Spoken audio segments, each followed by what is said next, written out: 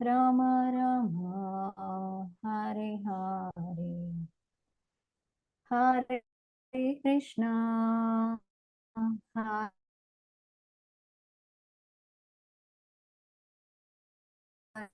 हरे कृष्णा कृष्णा कृष्णा हरे हरे राम राम राम हरे हरे हरे कृष्णा कृष्णा कृष्णा हरे हरे हरे राम राम राम हरे हरे हरे कृष्णा कृष्णा कृष्णा हरे हरे हरे राम राम राम हरे हरे हरे कृष्णा कृष्णा कृष्णा हरे हरे हरे राम राम राम हरे हरे हरे कृष्णा कृष्णा कृष्णा हरे हरे हरे राम राम राम हरे हरे हरे कृष्णा कृष्णा कृष्णा हरे हरे हरे राम राम राम हरे हरे कृष्णा कृष्णा कृष्णा हरे हरे हरे राम राम राम हरे हरे हरे कृष्णा कृष्णा कृष्णा हरे हरे हरे राम राम राम हरे हरे ओम अज्ञानतिमिरान्धस्य ज्ञानाञ्जनशलाकया चक्षुरुन्मिलितं येन तस्मै श्रीगुरवे नमः नमो ओम विष्णुपादाय कृष्णप्रेष्ठाय भूतले श्रीमते भक्तिवेदान्ता स्वामिनिति नामिने नमस्ते सारस्वते देवे गौरवाणी प्रचारिणे निर्विशेष शून्यवादी पाश्चात्य देशतारिणे जयो श्री कृष्ण चैतन्य प्रभु नित्यानंद श्री अद्वैत गदाधर श्रीवासादि गौर भक्तवृंदा हरे कृष्णा कृष्ण कृष्ण हरे हरे हरे राम राम राम हरे हरे श्री श्री राधा गोविंद की जय श्री श्री गौरनिताय की जय श्रील प्रभुपाद की जय ಈ ಒಂದು ತರಗತಿಯನ್ನು ನಡೆಸಿಕೊಳ್ಳಕ್ಕೆ ಹಾಗೂ ಈ ತರಗತಿಯನ್ನು ಕೇಳುವುದಕ್ಕೆ ಅವಕಾಶವನ್ನು ಮಾಡಿಕೊಟ್ಟಿರುವಂತಹ ದೇವಳದ ಅಧ್ಯಕ್ಷರಾದ ಎಸ್ ಕೃಷ್ಣ ನಾಮನಿಸ್ತಾ ಪ್ರಭು ಅವರಿಗೆ ನಾನು ಕೃತಜ್ಞತೆಗಳನ್ನು ಸಲ್ಲಿಸ್ತೇನೆ. ಅವರ ಆಶೀರ್ವಾದಗಳನ್ನು ಕೇಳುತ್ತಾ ಹಾಗೂ ನನ್ನ ಶಿಕ್ಷಾ ಗುರುಗಳಾದ ಅವರಿಗೂ ಕೂಡ ನಾನು ಅವರಿಂದ ಒಂದು ಆಶೀರ್ವಾದವನ್ನು ಕೇಳ್ತಾ ಇವತ್ತಿನ ತರಗತಿಯನ್ನು ಪ್ರಾರಂಭಿಸ್ತಾ ಇದ್ದೇನೆ. ಹರೇ ಕೃಷ್ಣ. ಸೊ ಭಕ್ತಿಶಾಸ್ತ್ರಿ ತರಗತಿ ಅಂತ ಹೇಳಿದ್ರೆ ಎಲ್ಲರೂ ಕೂಡ ತಮ್ಮ ವಿಡಿಯೋವನ್ನು ಆನ್ ಮಾಡ್ಕೊಳ್ಳಿ.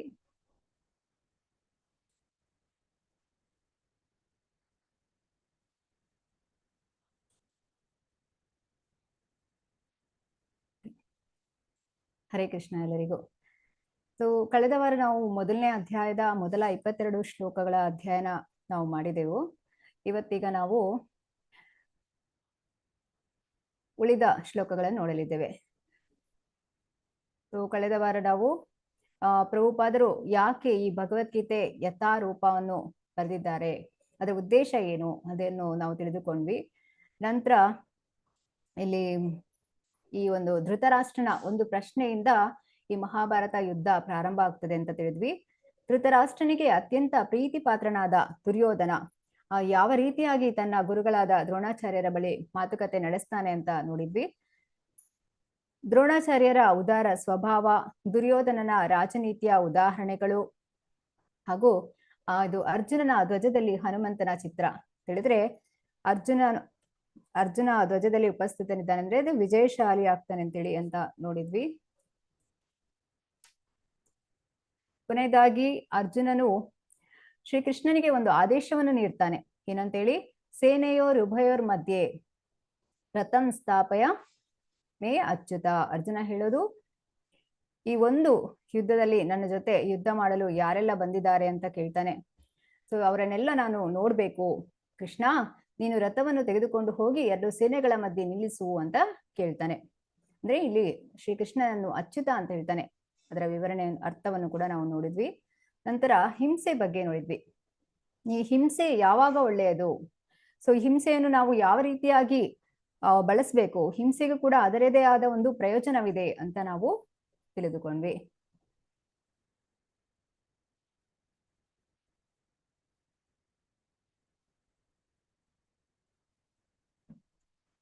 ಸೊ ಇದು ನಾವು ಕಳೆದ ವಾರ ತಿಳಿದುಕೊಂಡದ್ದು. ಮೊದಲನೆಯ ಒಂದು ಶ್ಲೋಕದಲ್ಲಿ ಧೃತರಾಷ್ಟ್ರನ ಅನುಮಾನ, ನಂತರ 3ರಿಂದ 11ನೇ ಶ್ಲೋಕದಲ್ಲಿ ದುರ್ಯೋಧನನ ರಾಜನೀತಿ, 14ರಿಂದ 20ನೇ ಶ್ಲೋಕದಲ್ಲಿ ಪಾಂಡವರ ವಿಜಯದ ಚಿಹ್ನೆಗಳು, 21ರಿಂದ 27ನೇ ಶ್ಲೋಕದಲ್ಲಿ ಶ್ರೀಕೃಷ್ಣನು ಭಕ್ತವತ್ಸಲ. ಯಾಕೆಂತ ಹೇಳಿದ್ರೆ ಅರ್ಜುನನ ಆದೇಶ ಪಡೆದು ತಾನು ರಥವನ್ನು ಚಲಿಸ್ತಾ ಇದ್ದಾನೆ, ಆದ್ರಿಂದ ಭಗವಂತ ಭಕ್ತವತ್ಸಲ. ನಂತರ 27ರಿಂದ 46ನೇ ಶ್ಲೋಕದಲ್ಲಿ ಅರ್ಜುನನು ಯುದ್ಧ ಮಾಡದಿರಲು ಕೊಟ್ಟ ಕಾರಣಗಳು. ಸೊ ಇಲ್ಲಿ ನಾವು ಇವತ್ತಿನ ತರಗತಿಯಲ್ಲಿ ಶ್ರೀಕೃಷ್ಣನು ಭಕ್ತವತ್ಸಲ ಮತ್ತು ಅರ್ಜುನನು ಯುದ್ಧ ಮಾಡದಿರಲು ಕೊಟ್ಟ ಕಾರಣಗಳನ್ನು ಕುರಿತಾಗಿ ನಾವು ಇವತ್ತು ಚರ್ಚೆ ಮಾಡಲಿದ್ದೇವೆ. ಈಗ ನಿಮ್ಮಲ್ಲಿ ಪ್ರಶ್ನೆ, ಇಲ್ಲಿ ಪಾಂಡವರ ವಿಜಯದ ಚಿಹ್ನೆಗಳು ಯಾವುವು ಅಂತ ಹೇಳ್ಬೋದಾ? ಹ್ಯಾಂಡ್ ರೈಸ್ ಮಾಡಿ.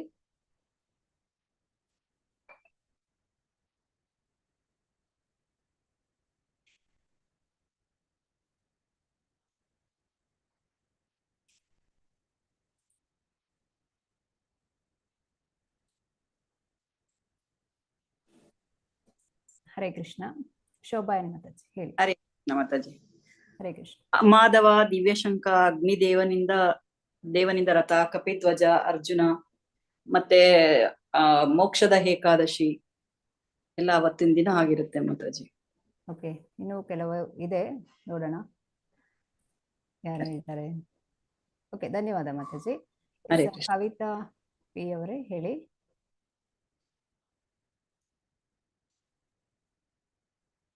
ಹರೇ ಕೃಷ್ಣ. ಕವಿತಾ ಅವರೇ ಅನ್ಮ್ಯೂಟ್ ಮಾಡಿ.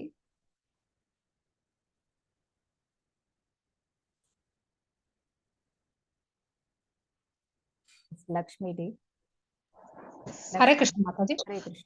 ಮೊದಲನೇದು ಶ್ರೀಕೃಷ್ಣ ಪರಮಾತ್ಮ ತನ್ನ ಪಾಂಚಜನ್ಯವನ್ನ ಊದಿದ್ದೇ ಮೊದಲನೇದು ಜಯಕ್ಕೆ ಕಾರಣ.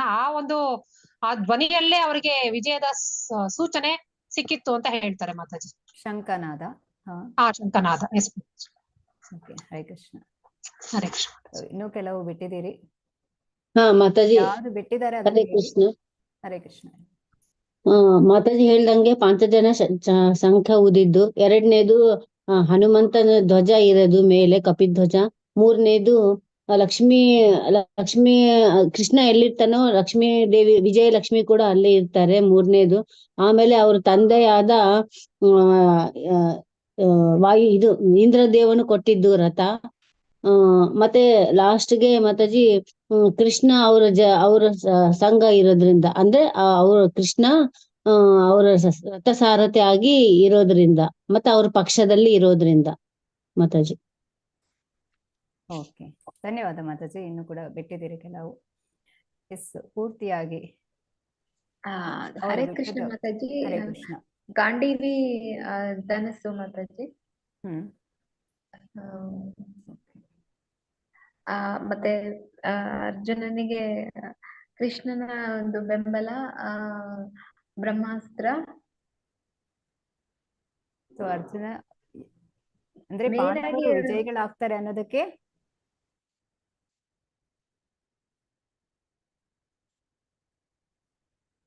ಆ ಸ್ವತಃ ಇದು ಕೃಷ್ಣನೇ ಸಾರಥ್ಯ ವಹಿಸಿದ್ದು ಮಾತಾಜಿ.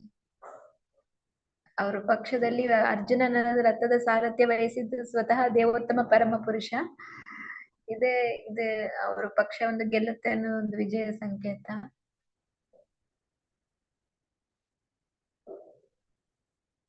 ಹರೇ ಕೃಷ್ಣ ಮಾತಾಜಿ.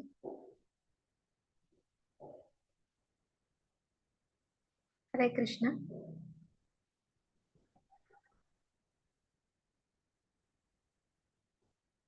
ಹರೇ ಕೃಷ್ಣ ಮಾತಾಜಿ.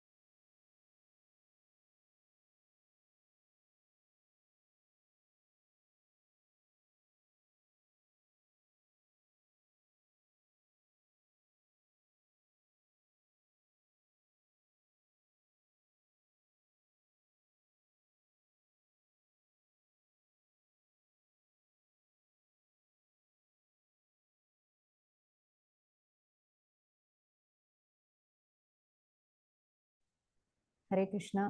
ವೈಫೈ ಪ್ರಾಬ್ಲಮ್ ಆಗ್ಬಿಟ್ಟಿದೆ, ದಯವಿಟ್ಟು ಕ್ಷಮಿಸಿ.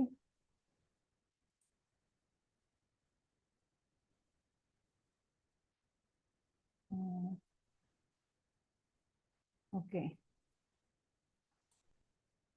ಹರೇ ಕೃಷ್ಣ. ಶುಭ ಮಾತಾಜಿ. ಹರೇ ಕೃಷ್ಣ ಮಾತಾಜಿ. ಈಗಾಗ್ಲೇ ಎಲ್ರು ಹೇಳಿದಾರೆ ಆಲ್ರೆಡಿ. ಪ್ರಾಬ್ಲಮ್ ಆಯ್ತು ಹಾಗೆ. ಹಾ, ಹೇಳಿ ಮಾತಾಜಿ.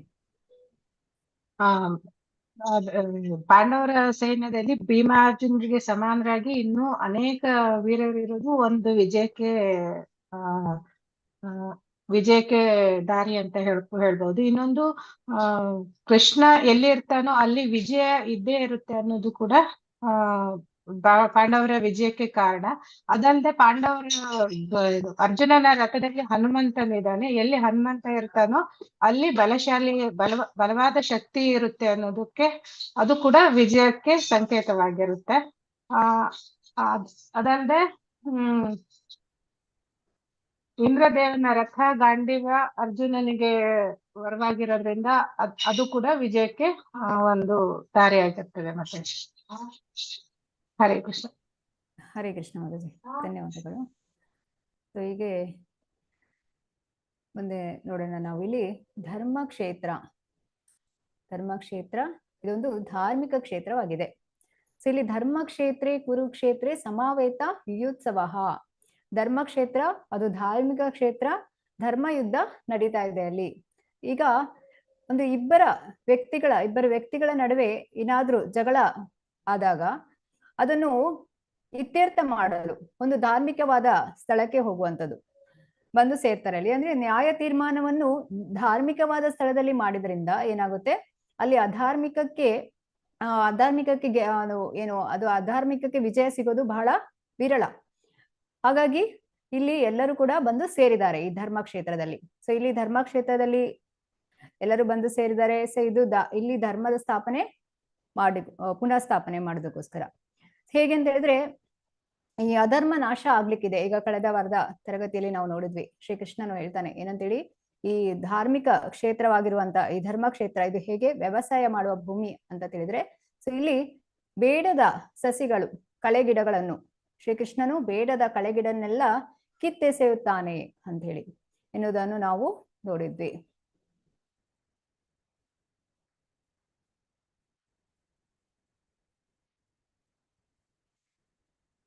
ಅಧ್ಯೇಷ್ಯತೆ ಚಾಯ ಇಮಂ ಧರ್ಮ್ಯಂ ಸಂವಾದ ಮಾವಯೋಃ ಜ್ಞಾನ ಯಜ್ಞೇನ ತೇನಾಹಂ ನಿಷ್ಠಃ ಸ್ಯಾಮಿತಿ ಮೇಮತಿಃ. ನಮ್ಮ ಈ ಪವಿತ್ರ ಸಂಭಾಷಣೆಯನ್ನು ಯಾರು ಅಧ್ಯಯನ ಮಾಡುವನೋ ಅವನು ತನ್ನ ಬುದ್ಧಿಶಕ್ತಿಯಿಂದ ನನ್ನನ್ನು ಪೂಜಿಸುತ್ತಾನೆ. ಸೊ ಇಲ್ಲಿ ಭಗವದ್ಗೀತೆಯ ಪ್ರಥಮ ಅಧ್ಯಾಯದಲ್ಲಿ ಅರ್ಜುನನು ಏನ್ ಹೇಳ್ತಾನೆ, ಅನೇಕ ರಾಜರುಗಳ ಹೆಸರುಗಳನ್ನು ಹೇಳ್ತಾನೆ. ಅಂತ ಹೇಳಿದ್ರೆ ಆ ಹೆಸರುಗಳು, ಅನೇಕ ರಾಜರುಗಳ ಹೆಸರುಗಳು ಹೇಗೆ, ಅದು ಭಗವಾನ್ ಶ್ರೀಕೃಷ್ಣನ ಜೊತೆಗೆ ಒಂದು ಸಂಬಂಧವನ್ನು ಹೊಂದಿರುವುದರಿಂದ ಅದು ಕೂಡ ಮುಖ್ಯವೇ ಆಗಿದೆ ಅಂತ ನಾವು ನೋಡಿದ್ವಿ. ಸೊ ಯಾರು ಭಗವದ್ಗೀತೆಯನ್ನು ಅಧ್ಯಯನ ಮಾಡ್ತಾರೆ ಅದು ಕೂಡ ಒಂದು ಯಜ್ಞ ಅಂತ ಹೇಳಿ ಇಲ್ಲಿ ನಾವು ತಿಳಿಯುವಂಥದ್ದು. ಆ ಯಜ್ಞವನ್ನು ನಾವೀಗ ಮಾಡ್ತಾ ಇದ್ದೇವೆ. ಸೊ ಅರ್ಜುನನು ಎಲ್ಲಿ ರಥವನ್ನು ನಿಲ್ಲಿಸೋದಕ್ಕೆ ಹೇಳ್ತಾ ಇದ್ದಾನೆ, ಶ್ರೀಕೃಷ್ಣನು ಭೀಷ್ಮ ದ್ರೋಣರ ಮುಂದೆ ರಥವನ್ನು ತೆಗೆದುಕೊಂಡು ನಿಲ್ಲಿಸ್ತಾನೆ. ಯಾಕಂತ ಹೇಳಿದ್ರೆ ಅರ್ಜುನನಿಂದ ಈ ಭಗವದ್ಗೀತೆಯು ಲೋಕಕ್ಕೆ ಗೊತ್ತಾಗ್ಬೇಕು ಅಂತ ಹೇಳಿ. ಹಾಗಾಗಿ ಶ್ರೀಕೃಷ್ಣನು ಈ ರೀತಿಯಾಗಿ ಮಾಡ್ತಾ ಇದ್ದಾನೆ. ಭೀಷ್ಮ ದ್ರೋಣ ಪ್ರಮುಖತಃ ಪಶ್ಯೇತಾನ್ ಸಮವೇತಾನ್ ಕುರೋನುತಿ ಅಂತ ಹೇಳಿದ್ರೆ, ಭೀಷ್ಮ ಮತ್ತು ದ್ರೋಣರ ಮುಂದೆ ಇಲ್ಲಿ ನೆರೆದಿರುವ ಶ್ರೀಕೃಷ್ಣನು ಅರ್ಜುನನಿಗೆ ಹೇಳುವಂಥದ್ದು, ನೋಡು ಇಲ್ಲಿ ನೆರೆದಿರುವಂತ ಕೌರವರನ್ನು ನೋಡು ಅಂತ ಹೇಳಿ. ಸೊ ಅರ್ಜುನನು ಯುದ್ಧ ಮಾಡದಿರಲು ಕೊಟ್ಟ 4 ಕಾರಣಗಳು ಯಾವುದು ಅಂತ ಹೇಳ್ಬೋದಾ?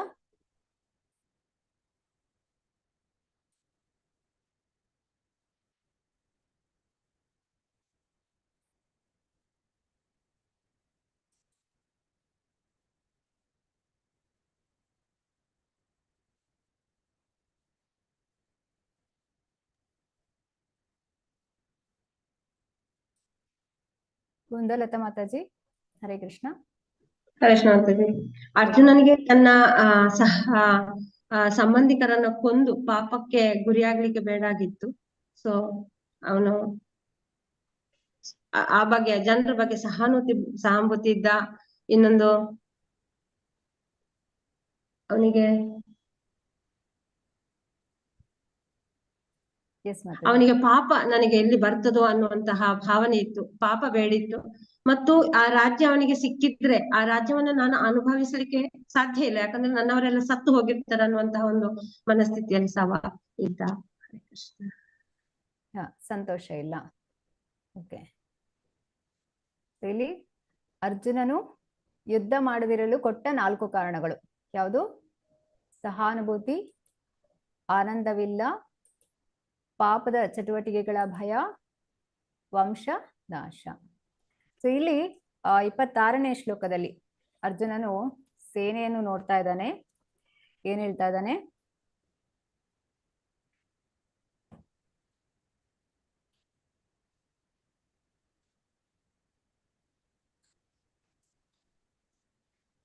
ತತ್ರ ಪಶ್ಯ ಸ್ಥಿತಾನ್ ಪಾರ್ಥಃ ಪಿತೃನತಾ ಪಿತಾಮಹಾನ್ ಆಚಾರ್ಯಾನ್ ಮಾತುಲಾನ್ ಭ್ರಾತೃನ್ ಪುತ್ರಾನ್ ಪೌತ್ರಾನ್ ಸಖೀನ್ಸ್ತತ ಶ್ವಶುರಾನ್ ಸುಹೃದಶ್ಚೈವ ಸೇನೆಯೋರುಭಯೋರಪಿ.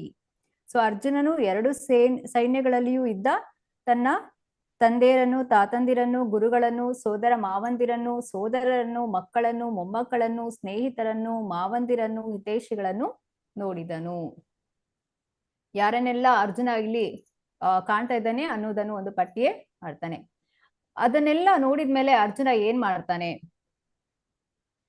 ತಾನ್ ಸಮೀಕ್ಷಸ ಕೌಂತೆಯ ಸರ್ವಾನ್ ಬಂಧೂನ ವಸ್ಥಿತಾನ್ ಕೃಪಯಾ ಪರಯಾವಿಷ್ಟು ವಿಷೀದನ್ನಿದಂ ಬ್ರವೀತ್.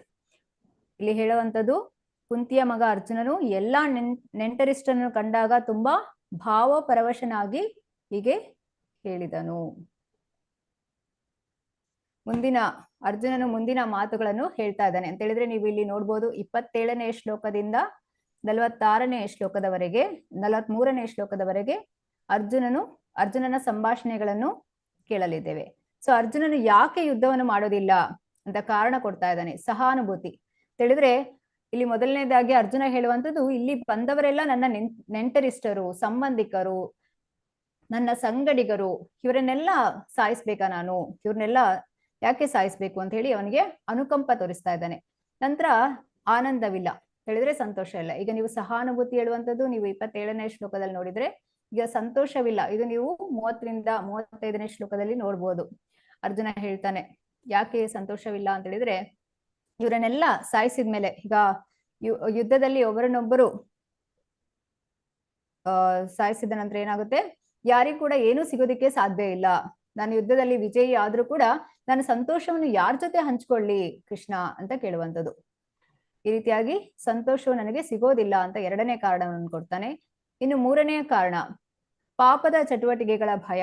ಇದು 36ನೇ ಶ್ಲೋಕ, 43ರಿಂದ 44ನೇ ಶ್ಲೋಕ ಮತ್ತು 2ನೇ ಅಧ್ಯಾಯದ 5ನೇ ಶ್ಲೋಕದಲ್ಲಿ ಕೂಡ ನೋಡ್ಬೋದು.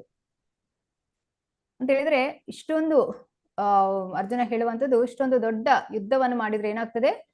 ಇಷ್ಟೊಂದು ಜನರು ಸತ್ತೋಗ್ತಾರೆ, ಅವರ ಪ್ರಾಣವು ಕಳೆದುಕೊಳ್ತಾರೆ ಅಂತ ಹೇಳಿದ್ರೆ ಅದೆಲ್ಲವೂ ನಮ್ಮ ಮುಂದಿನ ಗತಿ ಏನಾಗ್ತದೆ? ಅಷ್ಟು ಜನರನ್ನು ಸಾಯಿಸಿದ್ರೆ ಪಾಪ ಬರುದಿಲ್ವ ನಮ್ಗೆ ಅಂತ ಹೇಳಿ ಇಲ್ಲಿ ಅರ್ಜುನ ಕೇಳುವಂಥದ್ದು.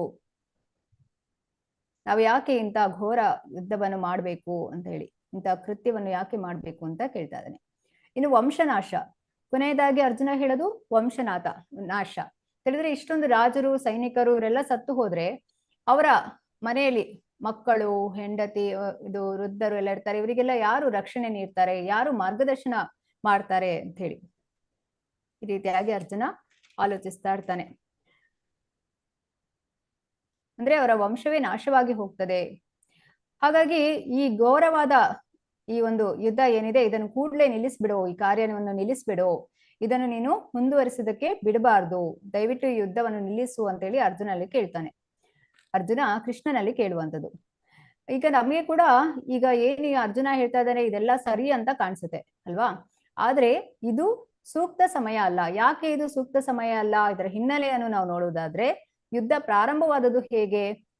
ಈಗ ಯುದ್ಧವನ್ನು ಸುಮ್ಮನೆ ಪ್ರಾರಂಭ ಮಾಡಿಲ್ಲ, ಅದಕ್ಕೊಂದು ಸರಿಯಾದಂತಹ ಒಂದು ಪೂರ್ವ ಸಿದ್ಧತೆ ಮಾಡಲಾಗಿದೆ. ಮೊದಲನೇದಾಗಿ ಶ್ರೀಕೃಷ್ಣನು ಯುಧಿಷ್ಠಿರ ರಾಜನ ದೂತನಾಗಿ ದುರ್ಯೋಧನನ ಬಳಿಗೆ ಹೋಗಿ ಏನ್ ಹೇಳ್ತಾನೆ, ದುರ್ಯೋಧನ ಧೃತರಾಷ್ಟ್ರರ ಮುಂದೆ ಹೇಳುವಂಥದ್ದು, ಪಾಂಡವರಿಗೂ ಕೂಡ ಯುದ್ಧ ಮಾಡ್ಲಿಕ್ಕೆ ಇಷ್ಟ ಇಲ್ಲ, ಆದ್ರೆ ಅವ್ರಿಗೆ ಏನು ಕೊಡ್ಬೇಕು ಅದನ್ನ ನೀವು ಕೊಡು, ಅವರವರಷ್ಟಕ್ಕೆ ಇರ್ತಾರೆ ಅಂತ ಹೇಳಿ ಅಟ್ಲೀಸ್ಟ್ 5 ಹಳ್ಳಿಯನ್ನಾದ್ರೂ ಕೊಡು ಅಂತ ಕೇಳ್ತಾನೆ ಶ್ರೀಕೃಷ್ಣ. ಆದ್ರೆ ಶ್ರೀಕೃಷ್ಣನ ಮಾತನ್ನು ಪಾಂಡವರು ಮೀರುವುದಿಲ್ಲ ಯಾವತ್ತೂ ಕೂಡ. ಆದ್ರೆ ದುರ್ಯೋಧನ ಏನ್ ಮಾಡ್ತಾನೆ, ಅವನು ಹೇಳ್ತಾನೆ 5 ಹಳ್ಳಿ ಏನು, ಒಂದು ಸೂಜಿ ಮನೆಯಷ್ಟು ಕೂಡ ಜಾಗವನ್ನು ಕೊಡೋದಿಲ್ಲ ಅಂತ ಹೇಳ್ತಾನೆ. ಅಂದ್ರೆ ಇಲ್ಲಿ ದುರ್ಯೋಧನ ಅಧರ್ಮಿ, ಆತನು ಪಾಂಡವರಿಗೆ ಎಲ್ಲಾ ರೀತಿಯ ಅನ್ಯಾಯವನ್ನು ಮಾಡ್ತಾನೆ.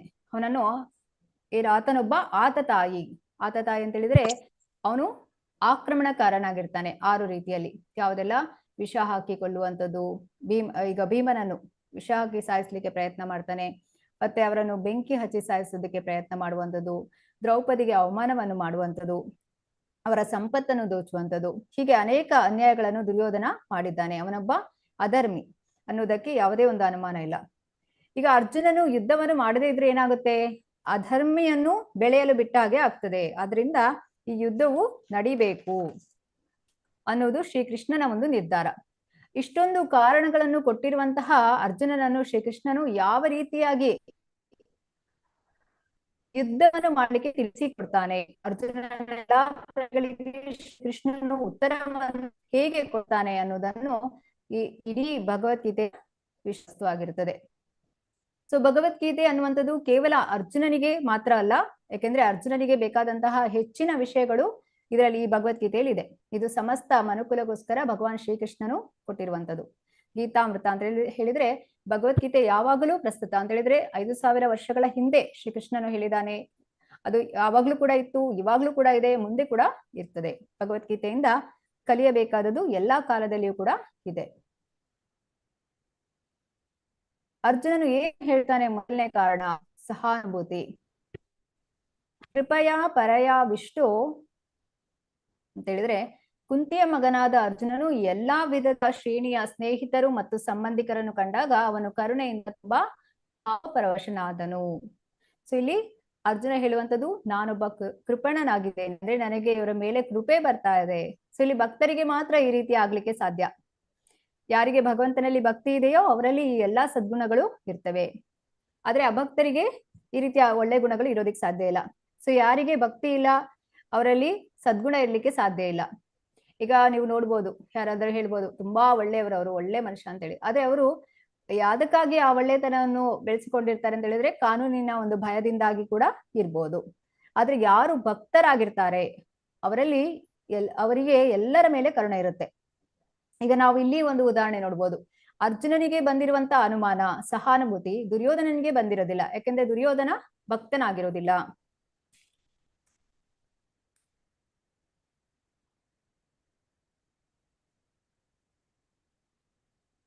ಇನ್ನು ಎರಡನೇ ಕಾರಣ ಕೊಡುವಂಥದ್ದು ಆನಂದವಿಲ್ಲ. ಕಿಂ ಹೋಗ ಗೋವಿಂದ, ಯಾರಿಗೋಸ್ಕರ ನಾವು ರಾಜ್ಯವನ್ನು, ಸುಖವನ್ನು ಮತ್ತು ಬದುಕನ್ನು ಬಯಸುತ್ತೇವೆಯೋ ಅವರೇ ಈಗ ನಮ್ಮ ವಿರುದ್ಧವಾಗಿ ಯುದ್ಧಕ್ಕೆ ಸನ್ನದ್ಧರಾಗಿರುವಾಗ ಅವುಗಳಿಂದ ಏನು ಪ್ರಯೋಜನ?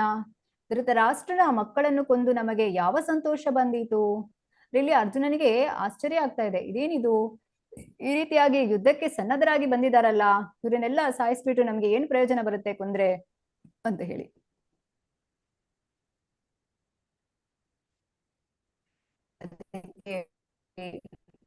ಹೇಳ್ತಾರೆ ಪ್ರತಿಯೊಬ್ಬರಿಗೂ ಸಾರಿ, ಹರೇ ಕೃಷ್ಣ. ಓದೋರು ಹ್ಯಾಂಡ್ ರೈಸ್ ಮಾಡ್ಬೋದು.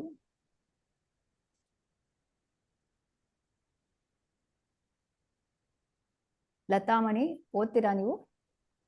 ಮಾತಾಜಿ. ಓದಿ. ಪ್ರತಿಯೊಬ್ಬರಿಗೂ ತನ್ನ ಸಂಪತ್ತನ್ನು ಬಂಧು ಮಿತ್ರರಿಗೆ ತೋರಿಸಬೇಕೆಂಬ ಅಪೇಕ್ಷೆ ಇರುತ್ತದೆ. ಆದರೆ ಅರ್ಜುನನು ತನ್ನ ಬಂಧು ಮಿತ್ರರೆಲ್ಲ ರಣರಂಗದಲ್ಲಿ ಸಾಯುತ್ತಾರೆ.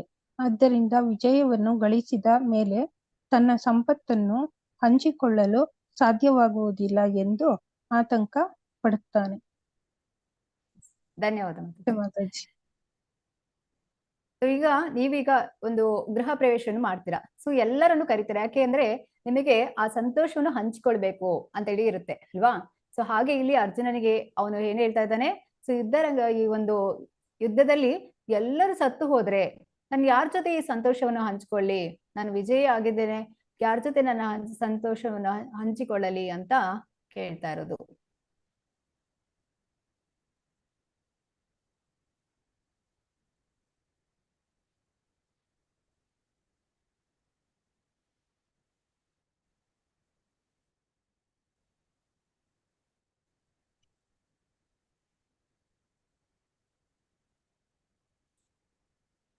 ಮಾಲಾಶ್ರೀ ಅವರೇ, ಹರೇ ಕೃಷ್ಣ. ಹರೇ ಕೃಷ್ಣ. ಅರ್ಜುನನು ಕೃಷ್ಣನ ಒಳ್ಳೆಯ ಗೆಳೆಯ ಮತ್ತು ಪರಮ ಭಕ್ತನಾದರೂ ಕೂಡ ತನ್ನ ಕುಟುಂಬದ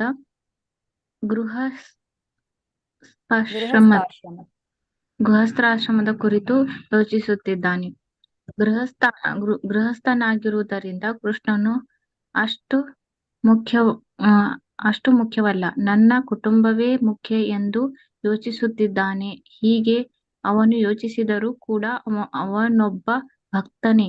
ಆದ್ದರಿಂದ ಕನಿಷ್ಠ ಅಧಿಕಾರಿಯಾಗಿ ಒಬ್ಬನು ಭಕ್ತಿಯ ಕೆಳಹಂತದ ಕೃಷ್ಣನ ಪ್ರಜ್ಞೆಯಲ್ಲಿ ಕಾಣಿಸ್ತಾ ಇಲ್ಲ. ಓಕೆ, ಅದಂದ್ರೆ ಫುಲ್ ಸ್ಕ್ರೀನ್ ಮಾಡಿದ್ರೆ ಫುಲ್ ಕಾಣಿಸೋದಿಲ್ಲ ಅದು. ಸೊ ಇಲ್ಲಿ ಅರ್ಜುನನು ತನಗೆ ಸಂತೋಷ ತನಗೆ ಸಂತೋಷ ಆಗುತ್ತಾ ಅಂತ ಆ ರೀತಿ ಯೋಚನೆ ಮಾಡ್ತಾ ಇದ್ದಾನೆ. ತಿಳಿದ್ರೆ ಧರ್ಮದ ಬಗ್ಗೆ ಯೋಚನೆ ಮಾಡ್ತಾ ಇಲ್ಲ. ಭಕ್ತಿಗೆ ಬಂದಾಗ ನಾವು ಕೂಡ ಇದೇ ರೀತಿ ಯೋಚನೆ ಮಾಡ್ತೇವೆ. ನಾವು ಭಕ್ತಿ ಮಾಡ್ತೇವೆ, ಇದರಿಂದ ನನಗೆ ಏನು ಪ್ರಯೋಜನ, ಏನು ಲಾಭ ಇದೆ. ಈಗ ಉದಾಹರಣೆಗೆ ಮಕ್ಕಳು ಅವರು ಯೋಚನೆ ಮಾಡುವಂಥದ್ದು, ಈ ಭಗವದ್ಗೀತೆಯನ್ನು ಓದಿದ್ರೆ ಕಾನ್ಸಂಟ್ರೇಷನ್ ಹೆಚ್ಚಾಗಿ, ಏಕಾಗ್ರತೆ ಹೆಚ್ಚಾಗಿ ಅವರಿಗೆ ಓದ್ಲಿಕ್ಕೆ ಅನುಕೂಲ ಆಗುತ್ತೆ ಅಂತೇಳಿ ಈ ರೀತಿಯಾಗಿ. ಹೀಗೆ ಆರಂಭಿಕ ಹಂತದಲ್ಲಿ ಆಧ್ಯಾತ್ಮಿಕದಲ್ಲಿ ನಾವು ಭೌತಿಕ ಜೀವನಕ್ಕೆ ನನ್ಗೇನು ಲಾಭ ಹೇಳಿ ಯೋಚನೆ ಮಾಡ್ತೇವೆ.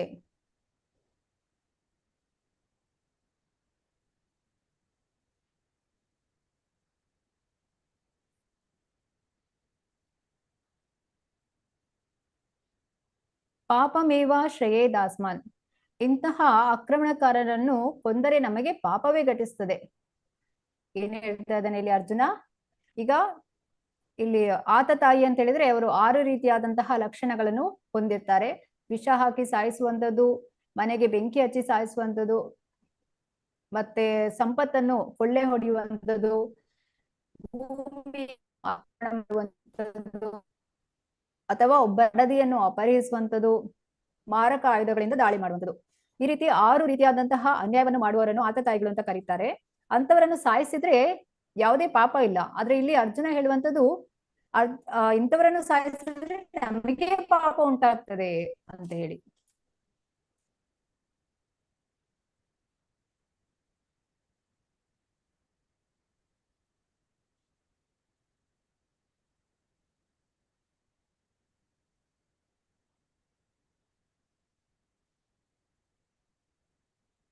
ಇಲ್ಲಿ ಕುಟುಂಬದ ಹಿರಿಯರು ನಾಶವಾಗ್ತಾರೆ. ಅಂದ್ರೆ ಈಗ ರಾಜವಂಶದ ನಾಶ ಅಂತ ಹೇಳಿದ್ರೆ ಕುಟುಂಬದ ಹಿರಿಯರು ನಾಶ ಆಗ್ತಾರೆ.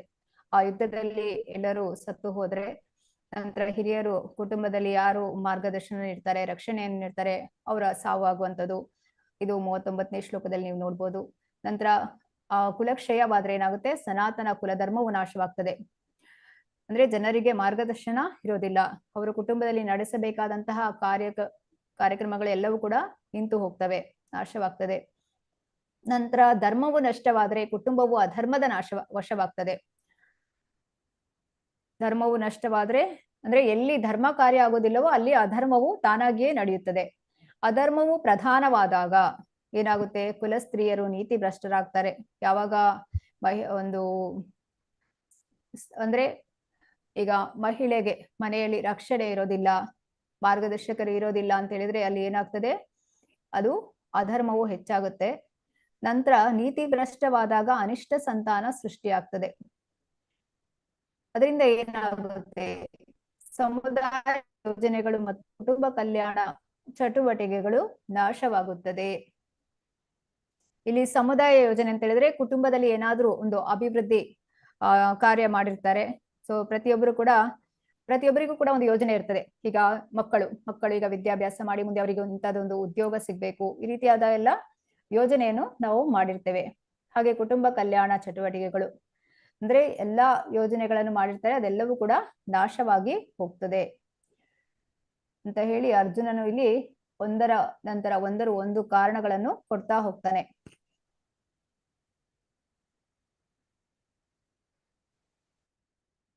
ಇಲ್ಲಿ ಅರ್ಜುನ ಗೊಂದಲಕ್ಕೀಡಾಗಿ ತನ್ನ ಬಿಲ್ಲು ಮತ್ತು ಬಾಣಗಳನ್ನು ಬದಿಗಿಟ್ಟನು. ಅವನ ಮನಸ್ಸು ದುಃಖದಲ್ಲಿ ಮುಳುಗಿತ್ತು. ಏನ್ ಮಾಡ್ತಾನೆ ಅರ್ಜುನ? ಬೇಸರದಿಂದ ಬಿಲ್ಲು ಬಾಣಗಳನ್ನು ಬದಿಗಿಟ್ಟು ಅವನು ನಾನು ಯುದ್ಧ ಮಾಡೋದಿಲ್ಲ ಅಂತೇಳಿ ನಿರ್ಧಾರ ಮಾಡ್ತಾನೆ.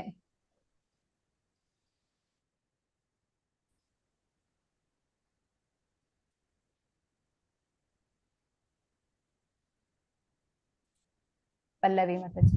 ಹರೇ ಕೃಷ್ಣ. ಹರೇ ಕೃಷ್ಣ ಮಾತಾಜಿ. ಶ್ರೀಕೃಷ್ಣನ ಸಂಗಾತಿಯಾಗಿದ್ದ ಅರ್ಜುನನನ್ನು ಎಲ್ಲಾ ಅಜ್ಞಾನವನ್ನು ಮೀರಿದವನು. ಆದರೆ ಕುರುಕ್ಷೇತ್ರದ ರಣಭೂಮಿಯಲ್ಲಿ ಅವನನ್ನು ಅಜ್ಞಾನದಲ್ಲಿ ಹಾಕಲಾಯಿತು. ಅರ್ಜುನನು ಶ್ರೀಕೃಷ್ಣನಿಗೆ ಬದುಕಿನ ಸಮಸ್ಯೆಗಳನ್ನು ಕುರಿತು ಪ್ರಶ್ನಿಸಲು ಭಗವಂತನು ಭವಿಷ್ಯದ ಮನುಷ್ಯನ ಪೀಳಿಗೆಗಳ ಒಳಿತಿಗಾಗಿ ಅದನ್ನು ವಿವರಿಸಿ ಬದುಕಿನ ಯೋಜನೆಯನ್ನು ರೂಪಿಸುವುದು ಇದರ ಉದ್ದೇಶವಾಗಿತ್ತು. ಆಗ ಜನರು ಅದರಂತೆಯೇ ನಡೆದು ಮಾನವನ ಜೀವನದ ಹರೇ ಕೃಷ್ಣ ಮಾತಾಜಿ ಮುಂದೆ ಕಾಣಿಸ್ತೇನೆ. ಧನ್ಯವಾದ ಹರೇ ಕೃಷ್ಣ.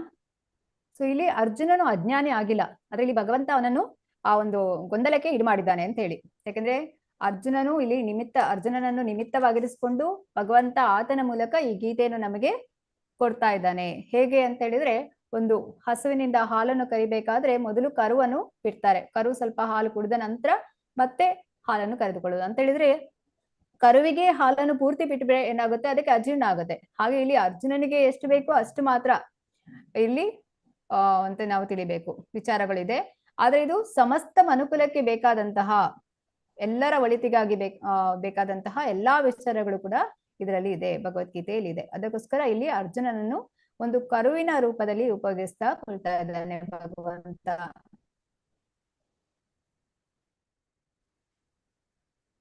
ಅಧರ್ಮಾಭಿಭವಾತ್ ಕೃಷ್ಣ ಪ್ರದುಷ್ಯಂತೆ ಕುಲಸ್ತ್ರೀಯಃ ಸ್ತ್ರೀಷು ದುಷ್ಟಾಸು ವಾರ್ಷ್ಣೇಯ ಜಾಯತೆ ವರ್ಣಸಂಕರಃ.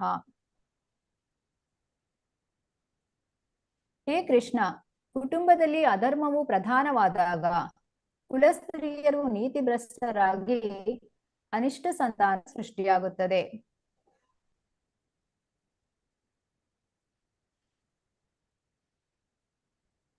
ಮಕ್ಕಳು ಹೇಗೆ ಸುಲಭವಾಗಿ ದಾರಿ ತಪ್ಪಬಹುದೋ ಹಾಗೆ ಸ್ತ್ರೀಯರು ಸುಲಭವಾಗಿ ಭ್ರಷ್ಟರಾಗಬಹುದು. ಚಾಣಕ್ಯ ಪಂಡಿತನ ಪ್ರಕಾರ ಸ್ತ್ರೀಯರು ಸಾಮಾನ್ಯವಾಗಿ ಬಹಳ ಜಾಣರಲ್ಲವಾದ್ದರಿಂದ ಅವರು ನಂಬಿಕೆಗೆ ಯೋಗ್ಯರಲ್ಲ. ಸೊ ಈ ಮಾತನ್ನು ಚಾಣಕ್ಯ ಪಂಡಿತರು ಹೇಳ್ತಾ ಇದ್ದಾರೆ. ಇದರ ಅರ್ಥ ಏನು ಅನ್ನೋದನ್ನು ನಾವೀಗ ನೋಡೋಣ.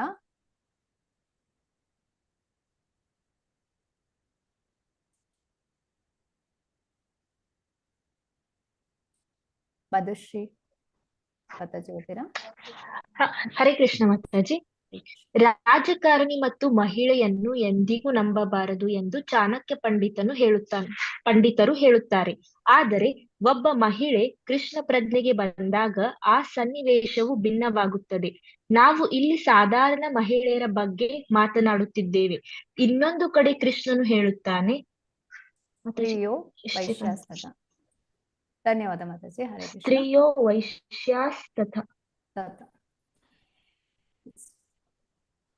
ಸ್ತ್ರೀಯೋ ವೈಶ್ಯಾಸ್ತಥ ಶೂದ್ರಃ, ಇವರನ್ನು ಪಾಪ ಯೋನಃ ಅಂತ ಹೇಳ್ತಾರೆ. ಇದರ ಅರ್ಥ ಏನು ಅಂತ ಹೇಳಿದ್ರೆ, ಅವರನ್ನು ಸುಲಭವಾಗಿ ದಾರಿ ತಪ್ಪಿಸ್ಬೋದು, ಸ್ತ್ರೀಯರನ್ನು ಸುಲಭವಾಗಿ ದಾರಿ ತಪ್ಪಿಸ್ಬೋದು, ಅಥವಾ ಮಾತಿನ ಮೂಲಕ ಅವರನ್ನು ಅಂದ್ರೆ ಬದಲಾಯಿಸ್ಬೋದು, ಅವರ ಆಲೋಚನೆಗಳನ್ನು ಬದಲಾಯಿಸ್ಬೋದು, ಅಭಿಪ್ರಾಯವನ್ನು ಬದಲಾಯಿಸ್ಬೋದು ಅಂತ ಹೇಳಿ ಇಲ್ಲಿ ಹೇಳುವಂಥದ್ದು. ಸೊ ಈ ಮಹಿಳೆಯರನ್ನು ಅಥವಾ ರಾಜಕಾರಣಿಯನ್ನು ನಂಬಬಾರದು ಅಂತ ಹೇಳಿ, ಇದು ಭೌತಿಕವಾಗಿ ಮಾತು ನಿಜವಾಗಿದ್ರು ಕೂಡ ಯಾರು ಕೃಷ್ಣ ಪ್ರಜ್ಞೆ. ಯಾಕೆಂತ ಹೇಳಿದ್ರೆ ಸಾಮಾನ್ಯವಾಗಿ ಮಹಿಳೆಯರು ಕೃಷ್ಣ ಪ್ರಜ್ಞೆಯಲ್ಲಿ ಯಾರು ಇಲ್ಲ ಅವರ ಬಗ್ಗೆ ಇಲ್ಲಿ ತಿಳಿಸಲಾಗಿದೆ. ಈಗ ಕೃಷ್ಣ ಪ್ರಜ್ಞೆಯಲ್ಲಿ ಇದ್ದಾರೆ ಅಂತ ಹೇಳಿದ್ರೆ, ಈಗ ನೀವೇ ನೋಡ್ತೀರಾ, ಧಾರ್ಮಿಕ ಚಟುವಟಿಕೆಗಳಲ್ಲಿ ಹೆಚ್ಚಾಗಿ ಮಹಿಳೆಯರು ಭಾಗವಹಿಸ್ತಾರೆ. ಇದರಿಂದಾಗಿ ಕುಟುಂಬದಲ್ಲಿ ಯಾವಾಗಲೂ ಕೂಡ ಒಳ್ಳೆಯ ಒಂದು ವಾತಾವರಣ ಇರ್ತದೆ. ಅಂದ್ರೆ ಹೇಳಿದ್ರೆ ಅವರು ಸಂಪ್ರದಾಯಗಳನ್ನು ಅನುಸರಿಸಿಕೊಂಡು ಹೋಗುವಂಥದ್ದು.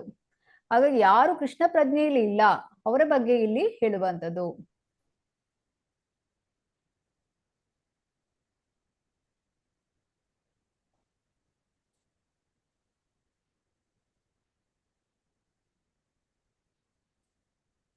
ಜಯಲಕ್ಷ್ಮಿ ಮಾತಾಜಿ. ಹರೇ ಕೃಷ್ಣ ಮಾತಾಜಿ. ಹರೇ ಹ- ಭಗವದ್ಗೀತೆಯಲ್ಲಿ ಹೀಗೆ ಹೇಳಿದೆ, ಹೆಂಗಸರು ರಕ್ಷಣೆಗೆ ಒಳಗಾಗದೆ ಪತಿತೆಯರಾದಾಗ ಅನಪೇಕ್ಷೆಯ ಸಂತಾನ ಸೃಷ್ಟಿಯಾಗುತ್ತದೆ. ಇದನ್ನು ವರ್ಣಸಂಕರ ಎಂದು ಕರೆಯಲಾಗುತ್ತದೆ. ಪತಿವ್ರತೆಯೊಬ್ಬಳಿಗೆ ಅವಮಾನ ಮಾಡುವುದೆಂದರೆ ಬದುಕಿನಲ್ಲಿ ಗಂಡಾಂತರವನ್ನು ಆಹ್ವಾನಿಸಿದಂತೆ. ಹರೇ ಕೃಷ್ಣ ಮಾತಾಜಿ. ಹರೇ ಕೃಷ್ಣ ಮಾತಾಜಿ. ಧನ್ಯವಾದಗಳು. ಸೊ ಇಲ್ಲಿ ಧನ್ಯವಾದ. ಇದು ಶ್ರೀಮದ್ ಭಾಗವತಮಿನ 1ನೇ ಸ್ಕಂದದ 8ನೇ ಅಧ್ಯಾಯದ 5ನೇ ಒಂದು ಭಾವಾರ್ಥದಲ್ಲಿ ನೀವು ನೋಡ್ಬೋದು. 5ನೇ ಶ್ಲೋಕದ ಭಾವಾರ್ಥದಲ್ಲಿ ಪ್ರಭುಪಾದರು ತಿಳಿಸ್ತಾರೆ ಏನಂತ ಹೇಳಿದ್ರೆ, ಈ ವರ್ಣ ಸಂಕರ ಅಂತ ಹೇಳಿದ್ರೆ ಅನಗತ್ಯ ಸಂತಾನ. ಈಗ ಸಮಾಜದಲ್ಲಿ ನೀವು ಭಯೋತ್ಪಾದಕರನ್ನೆಲ್ಲ ನೋಡ್ಬೋದು ಅಲ್ಲ, ಅವರು ಹೇಗೆ ಸಮಾಜಕ್ಕೆ ಯಾವುದೇ ಒಳಿತನ್ನು ಮಾಡೋದಿಲ್ಲ ಅವರು. ಸೊ ಅವ್ರು ಇಡೀ ಸಮಾಜವನ್ನು ನಾಶವನ್ನು ಮಾಡ್ತಾರೆ, ನಾಶ ಮಾಡೋದ್ರಲ್ಲಿ ತೊಡಗಿರ್ತಾರೆ. ಸೊ ಇಂತಹ ಒಂದು ಸಂತಾನವು ಸಮಾಜದಲ್ಲಿ ಹೆಚ್ಚಾದಾಗ ಏನಾಗುತ್ತೆ, ಸಮಾಜದಲ್ಲಿ ಒಳ್ಳೆಯ ಫಲಿತಾಂಶಗಳನ್ನು ನಾವು ನಿರೀಕ್ಷೆ ಮಾಡ್ಲಿಕ್ಕೆ ಆಗೋದಿಲ್ಲ. ಇಂತಹ ಅನಿಷ್ಟ ಸಂತಾನ ಹೆಚ್ಚಾಗ್ತದೆ ಅಂತ ಹೇಳಿ ಇಲ್ಲಿ ಅರ್ಜುನ ಶ್ರೀಕೃಷ್ಣನಲ್ಲಿ ತಿಳಿಸ್ತಾ ಇದ್ದಾನೆ.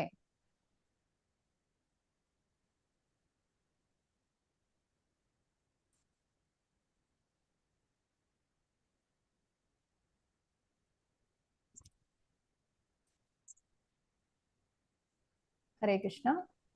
ಹರೇ ಕೃಷ್ಣ ಮಾತಾಜಿ. ಹಾ.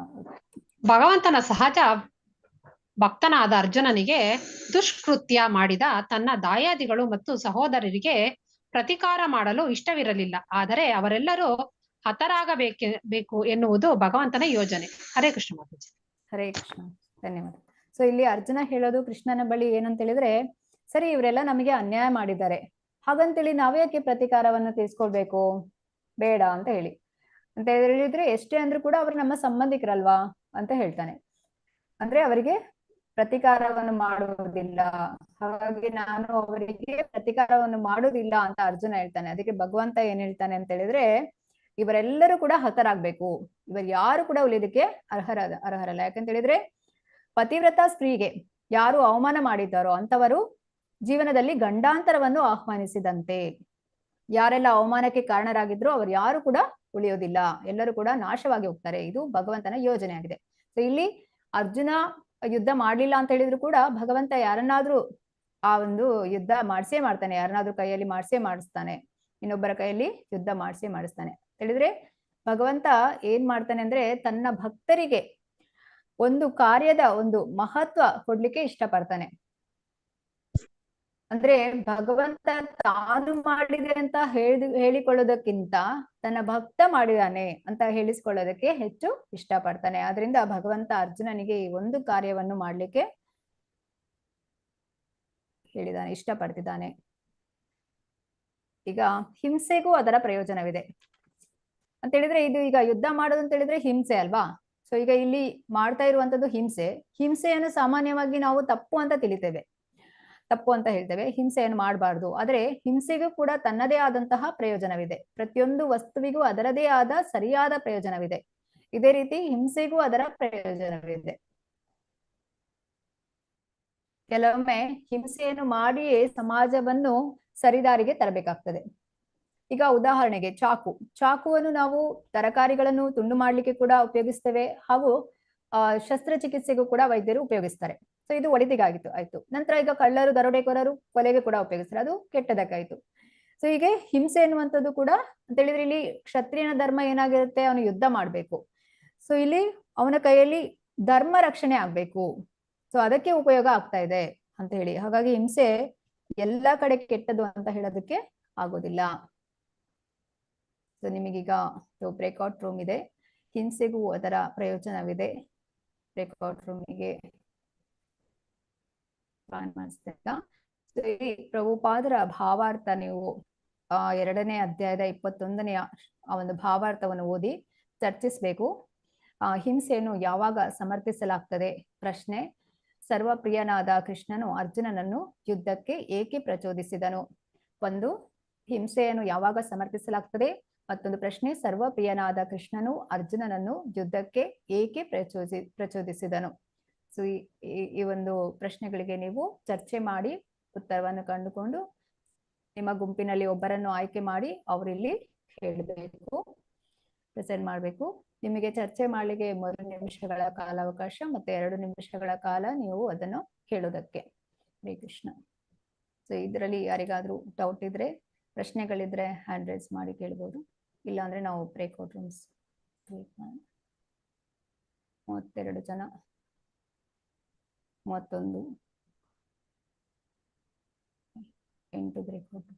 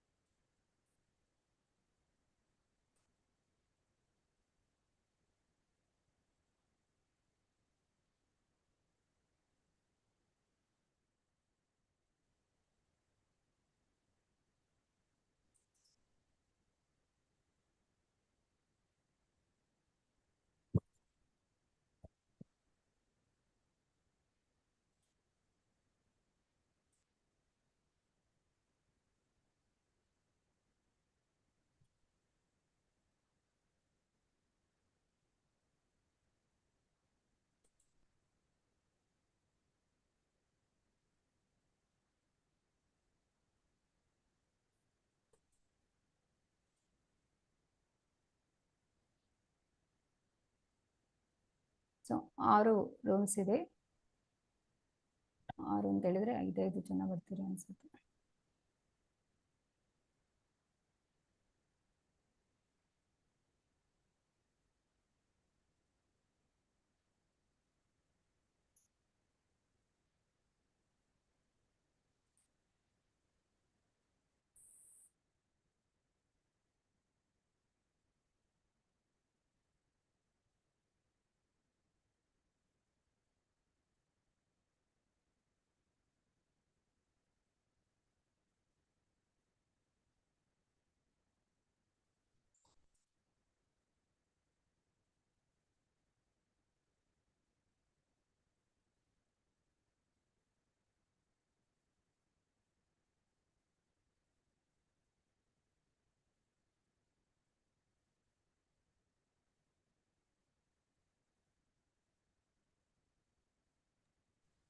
ಹರೇ ಕೃಷ್ಣ. ನಿಮಗೆ ಅಲ್ಲಿ ಜಾಯಿನ್ ಆಗ್ಲಿಕ್ಕೆ ಬ್ರೇಕ್ಔಟ್ ರೂಮ್ ಜಾಯಿನ್ ಅಂತ ಬಂದಿದೆ ಆಪ್ಷನ್, ನೀವು ಜಾಯಿನ್ ಆಗಿ ಎಲ್ಲರೂ ಕೂಡ ನೀವು ಅಲ್ಲಿ ಚರ್ಚೆಯನ್ನು ಮಾಡ್ಬೋದು ನಿಮ್ಮ ಗುಂಪಲ್ಲಿ.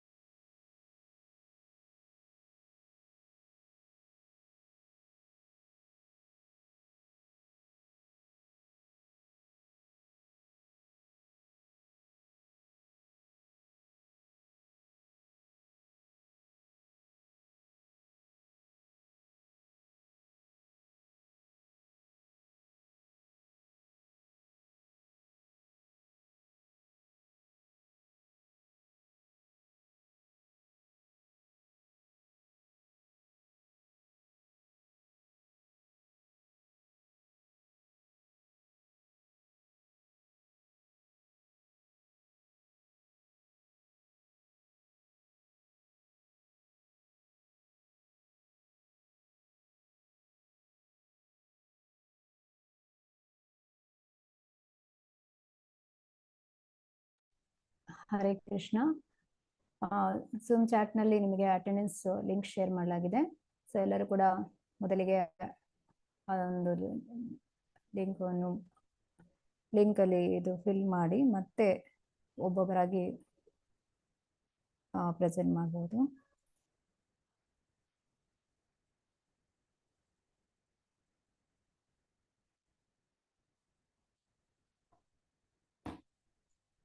ಒಂದು ನಿಮಿಷಗಳ ಕಾಲಾವಕಾಶಕ್ಕೆ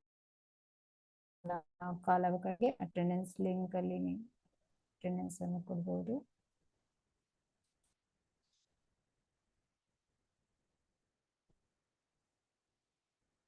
ಈಗ ಯಾರು ಪ್ರೆಸೆಂಟ್ ಮಾಡ್ತೀರಾ ನೀವು ಹ್ಯಾಂಡ್ ರೈಸ್ ಮಾಡಿ.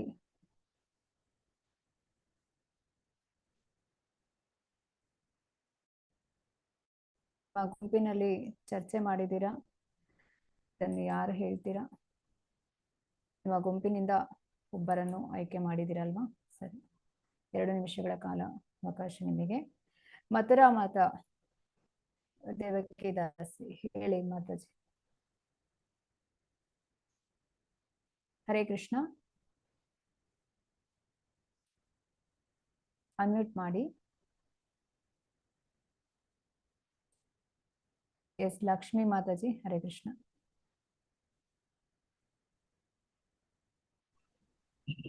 ಹರೇ ಕೃಷ್ಣ ಮಾತಾಜಿ. ನಾನು ಮಥುರಾ ಮಾತಾಜಿ ಮಾತಾಡೋದು. ಏನಂತ, ಕೊಲೆಗಡುಕನಿಗೆ ನ್ಯಾಯಾಧೀಶ ಮರಣದಂಡನೆ ಇರುವ ಗಲ್ಲುಗೇರಿಸುವುದು ನಿಜವಾದ ನ್ಯಾಯ ಸಂಹಿತೆ ಪ್ರಕಾರ ಅದು ಸರಿ. ಯಾಕಂದ್ರೆ ಅವನ ಮುಂದಿನ ಜನ್ಮದಲ್ಲಿ ಅದರಿಂದ ಅವನಿಗೆ ಒಳಿತಾಗ್ತದೆ, ಅಂದ್ರೆ ಅವನ ಪಾಪಕ್ಕೆ ಪ್ರಾಯಶ್ಚಿತ್ತವಾಗ್ತದೆ ಅಂತ. ಆದ್ರಿಂದ ಹಿಂಸೆ ಯಾವಾಗ್ಲೂ ಮನು ಸಂಹಿತೆಯಲ್ಲೂ ಕೂಡ ಹೇಳಿದೆ, ಅದನ್ನು ಸಮರ್ಥಿಸಲಾಗಿದೆ. ಕೊಲೆಗಡುಕನಿಗೆ ಶಿಕ್ಷೆಯನ್ನು ವಿಧಿಸಲೇಬೇಕು, ಯಾಕಂದ್ರೆ ಅವನ ಪಾಪಕ್ಕೆ ಒಂದು ಪ್ರಾಯಶ್ಚಿತ್ತವಾಗ್ತದೆ. 1ನೇ ಪಾಯಿಂಟ್. 2ನೇದು ಏನಂದ್ರೆ, ಹಿಂಸೆ ಯಾಕೆ ಮಾಡೋದು ಅಂದ್ರೆ ಗುಣಪಡಿಸ್ಲಿಕ್ಕೆ. ಅದೇ ಅವನ ಪಾಪದ ಫಲವನ್ನು ನಲ್ಲಿಫೈ ಮಾಡ್ಲಿಕ್ಕೆ ಅವನಿಗೆ ಹಿಂಸೆಯನ್ನು ಕೊಡ್ಲೇಬೇಕು ಅನ್ನೋದು ಇಲ್ಲಿ ಹೇಳಲಾಗಿದೆ. ಮತ್ತೆ ನ್ಯಾಯ, ಅಪರಾಧಿ ಮಾಡಿದ ಅಪರಾಧಿಗೆ ಮತ್ತೆ ಯಾರಿಂದ ಅಪರಾಧವಾಗಿದೆ ಅವರಿಗೆ ನ್ಯಾಯ ಕೊಡ್ಲಿಕ್ಕೆ ಕೂಡ ಹಿಂಸೆ ಕೊಡ್ಲೇಬೇಕು. ಈಗ ಹಿಂಸೆಯನ್ನು ಕೊಡ್ಲೇಬೇಕು. ಅಪರಾಧಿ ಬೇರೆಯವರಿಗೆ ಅಪರಾಧ ಮಾಡಿದ್ದಾನಲ್ಲ, ಆದ್ರಿಂದ ನ್ಯಾಯವಾದವರಿಗೆ ನ್ಯಾಯವನ್ನು ಕೊಡ್ಬೇಕಂದ್ರೆ ಹಿಂಸೆಯನ್ನು ಕೊಡ್ಲೇಬೇಕು. ಮತ್ತೆ ಕೃಷ್ಣ ಏನ್ ಹೇಳ್ತಾನೆ, ಯಾಕೆ ಯುದ್ಧವನ್ನು ಪ್ರಚೋದಿಸಿದ ಅಂದ್ರೆ ಆತ್ಮವನ್ನು ಕೊಲ್ಲಿಕ್ಕೆ ಸಾಧ್ಯವಿಲ್ಲ, ಆತ್ಮ ಶಾಶ್ವತ, ಅದಕ್ಕೋಸ್ಕರ. ಮತ್ತೆ ಕೃಷ್ಣನ ಆದೇಶ, ಯಾವಾಗ ಕೃಷ್ಣ ಆದೇಶದಂತೆ ನಾವು ಕೆಲಸ ಮಾಡ್ತಾ ಅದಕ್ಕೆ ಪಾಪ ಕರ್ಮದ ಫಲದ ನಾಶ ಇಲ್ವೇ ಇಲ್ಲ, ಹಿಂಸೆ ಅದು ಆಗುದೇ ಇಲ್ಲ ಅಂತ ಕೃಷ್ಣ ಹೇಳ್ತಾನೆ. ಆದ್ರಿಂದ ಇದು 2 ಇಷ್ಟು. ಹರೇ ಕೃಷ್ಣ. ಹರೇ ಕೃಷ್ಣ. ಹರೇ ಕೃಷ್ಣ ಮಾತಾಜಿ. ಹರೇ ಕೃಷ್ಣ ಮಾತಾಜಿ, ಹಿಂಸೆಗೆ ಒಂದು ಉದಾಹರಣೆ. ಒಬ್ಬ ಡಾಕ್ಟರ್ ತನ್ನ ಕೈಯಲ್ಲಿ ಚಾಕುನ ಹಿಡಿದುಕೊಂಡು ಅವನ್ನ ಆಪರೇಷನ್ ಮಾಡ್ಲೇಬೇಕು ಅಂದ್ರೆ ಅವನು ಚಾಕು ಯೂಸ್ ಮಾಡ್ಲೇಬೇಕು. ಅಲ್ಲಿ ಅದು ಹಿಂಸೆ ಆಗ್ತಿರಲ್ಲ, ಯಾಕಂದ್ರೆ ಅವನ ಜೀವನ ಉಳಿಸೋದಕ್ಕೋಸ್ಕರ ಆಗ್ತಾ ಇರೋದ್ರಿಂದ ಅಲ್ಲಿ ಹಿಂಸೆ ಅವಶ್ಯಕತೆ ಇರುತ್ತೆ. ಇನ್ನೊಂದು, ಒಬ್ಬ ಪೊಲೀಸು ಕಳ್ಳತನ ಮಾಡಿದ ತಕ್ಷಣ ಅವನ್ನ ಜೈಲಲ್ಲಿ ಹಾಕ್ತಾರೆ. ಅವನಿಗೆ ಇಷ್ಟು ತಿಂಗಳು ಅಥವಾ ವರ್ಷಗಳ ಕಾಲ ಶಿಕ್ಷೆಯನ್ನು ಕೊಡ್ತಾರೆ. ಯಾಕೆಂದ್ರೆ ಅವನ ಅಲ್ಲಿ ಪರಿವರ್ತನೆ ಆಗಿ ಒಳ್ಳೆ ದಾರಿಗೆ ಬರ್ಲಿ ಅನ್ನೋ ಒಂದು ಕಾರಣದಿಂದ. ಇನ್ನೂ ಒಂದು ಎಕ್ಸಾಂಪಲ್, ಶ್ರೀಕೃಷ್ಣ ಪರಮಾತ್ಮ ಆಗ್ಲೇ ಯುದ್ಧದಲ್ಲಿ ಅವ್ರನ್ನೆಲ್ಲಾರ್ನು ಭಗವಂತನ ಬಾಯಲ್ಲಿ ಹೋಗೋದು ನಿಶ್ಚಯ ಆಗಿರುತ್ತೆ, ಅವರೆಲ್ಲ ಸಾವಿನ ನಿಶ್ಚಯ ಆಗಿರುತ್ತೆ. ಅದು ಹಿಂಸೆ ಅಲ್ಲ, ನೀನು ಯುದ್ಧ ಮಾಡೋದಷ್ಟೇ ನಿನ್ ಕರ್ತವ್ಯ ಅನ್ನೋದು ಹೇಳಿದ್ದಾರೆ. ಅದು ಮೊದಲನೇದು ಹಿಂಸೆಗೆ. ಇಲ್ಲಿ ಯುದ್ಧ ಮಾಡೋದಕ್ಕೆ ಪ್ರಚೋದನೆ ಭಗವಂತ ಯಾಕೆ ಮಾಡ್ತಾನೆ ಅಂದ್ರೆ, ಈ ಅರ್ಜುನ ಆದವನು ಅವನು ಕ್ಷತ್ರಿಯ ಏನು ಅಂದ್ರೆ ಅವನ ಧರ್ಮ ಯುದ್ಧ ಮಾಡ್ಬೇಕಾಗಿರೋದು. ಸೊ ಅವನು ಯುದ್ಧ ಮಾಡೋಬೇಕಾಗಿರೋದು ನಿನ್ನ ಕರ್ತವ್ಯ. ಆದ್ರಿಂದ ನೀನು ಇಲ್ಲಿ ಯುದ್ಧ ಮಾಡ್ಲೇಬೇಕು ಅಂತ ಅಲ್ಲಿ ಅವನಿಗೆ ಒಂದು ಉತ್ಸಾಹವನ್ನ ತುಂಬ್ತಾನೆ. ಮತ್ತೆ ಇನ್ನೊಂದು, ಭಗವಂತ ಹೇಳ್ತಾನೆ, ಈ ಪರಿಶುದ್ಧ ಭಕ್ತನಾದವನ್ನ ರಕ್ಷಣೆ ಮಾಡೋದು ಭಗವಂತನ ಕರ್ತವ್ಯ. ಇಲ್ಲಿ ಅರ್ಜುನ ಕೂಡ ಪರಿಶುದ್ಧ ಭಕ್ತ. ಅವನು ಯುದ್ಧ ಮಾಡಲ್ಲ ಅಂದಾಗ ಅವನು ಯಾಕೆ ನೀನು ಯುದ್ಧ ಮಾಡಲ್ಲ ಅಂತ ಇದೀಯ, ಯುದ್ಧ ಮಾಡೋದಕ್ಕೆ ಕಾರಣ ಏನು, ಇದು ನಿರ್ಧಾರ ಆಗಿದೆ ಆಲ್ರೆಡಿ ಅನ್ಬಿಟ್ಟು ನೀನು ಯುದ್ಧ ಮಾಡ್ಲೇಬೇಕು ಅನ್ನೋ ಒಂದು ಉದಾಹರಣೆಯನ್ನ ಅಲ್ಲಿ ಕೊಡ್ತಾನೆ ಮಾತಾಜಿ. ಧನ್ಯವಾದ. ಸೊ ಯುದ್ಧ ಮಾಡುವುದು ಇದು ಧರ್ಮದ ಸ್ಥಾಪನೆಗಾಗಿ ಅಂತ ಹೇಳಿ. ಕುಂದಲತಾ ಮಾತಾಜಿ. ಹರೇ ಕೃಷ್ಣ ಮಾತಾಜಿ.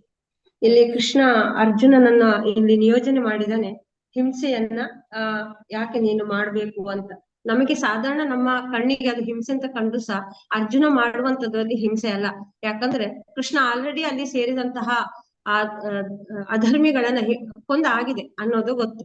ಆತ್ಮ ಈಗ ಅಲ್ಲಿರೋದು, ಆತ್ಮಕ್ಕೆ ಸಾವಿಲ್ಲ ಅನ್ನೋ ಕಾರಣಕ್ಕೆ ಕೃಷ್ಣ ಅವನನ್ನ ಹಿಂಸೆ ಮಾಡು ಅಂತ ಹೇಳಿದಾನೆ.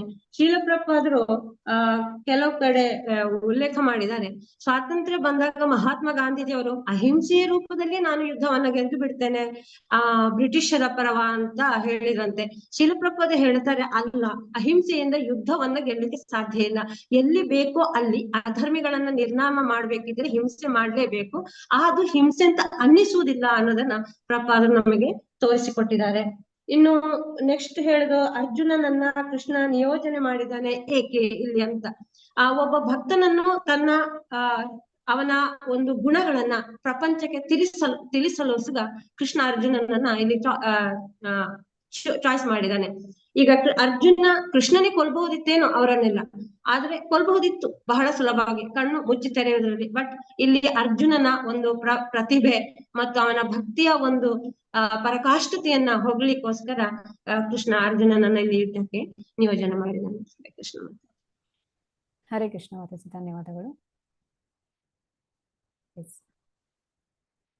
ಅದು ಹೌದು ಅಂತ ಹೇಳಿದ್ರೆ ಅಹಿಂಸೆಯಿಂದ ನಾವು ಯಾವಾಗಲೂ ಎಲ್ಲವನ್ನು ಕೂಡ ಸಾಧಿಸೋದಕ್ಕೆ ಸಾಧ್ಯ ಇಲ್ಲ. ಕೆಲವು ಕಡೆ ಹಿಂಸೆಯನ್ನು ಮಾಡಲೇಬೇಕಾಗ್ತದೆ. ಶುಭ ಮಾತಾಜಿ. ಹರೇ ಕೃಷ್ಣ ಮಾತಾಜಿ.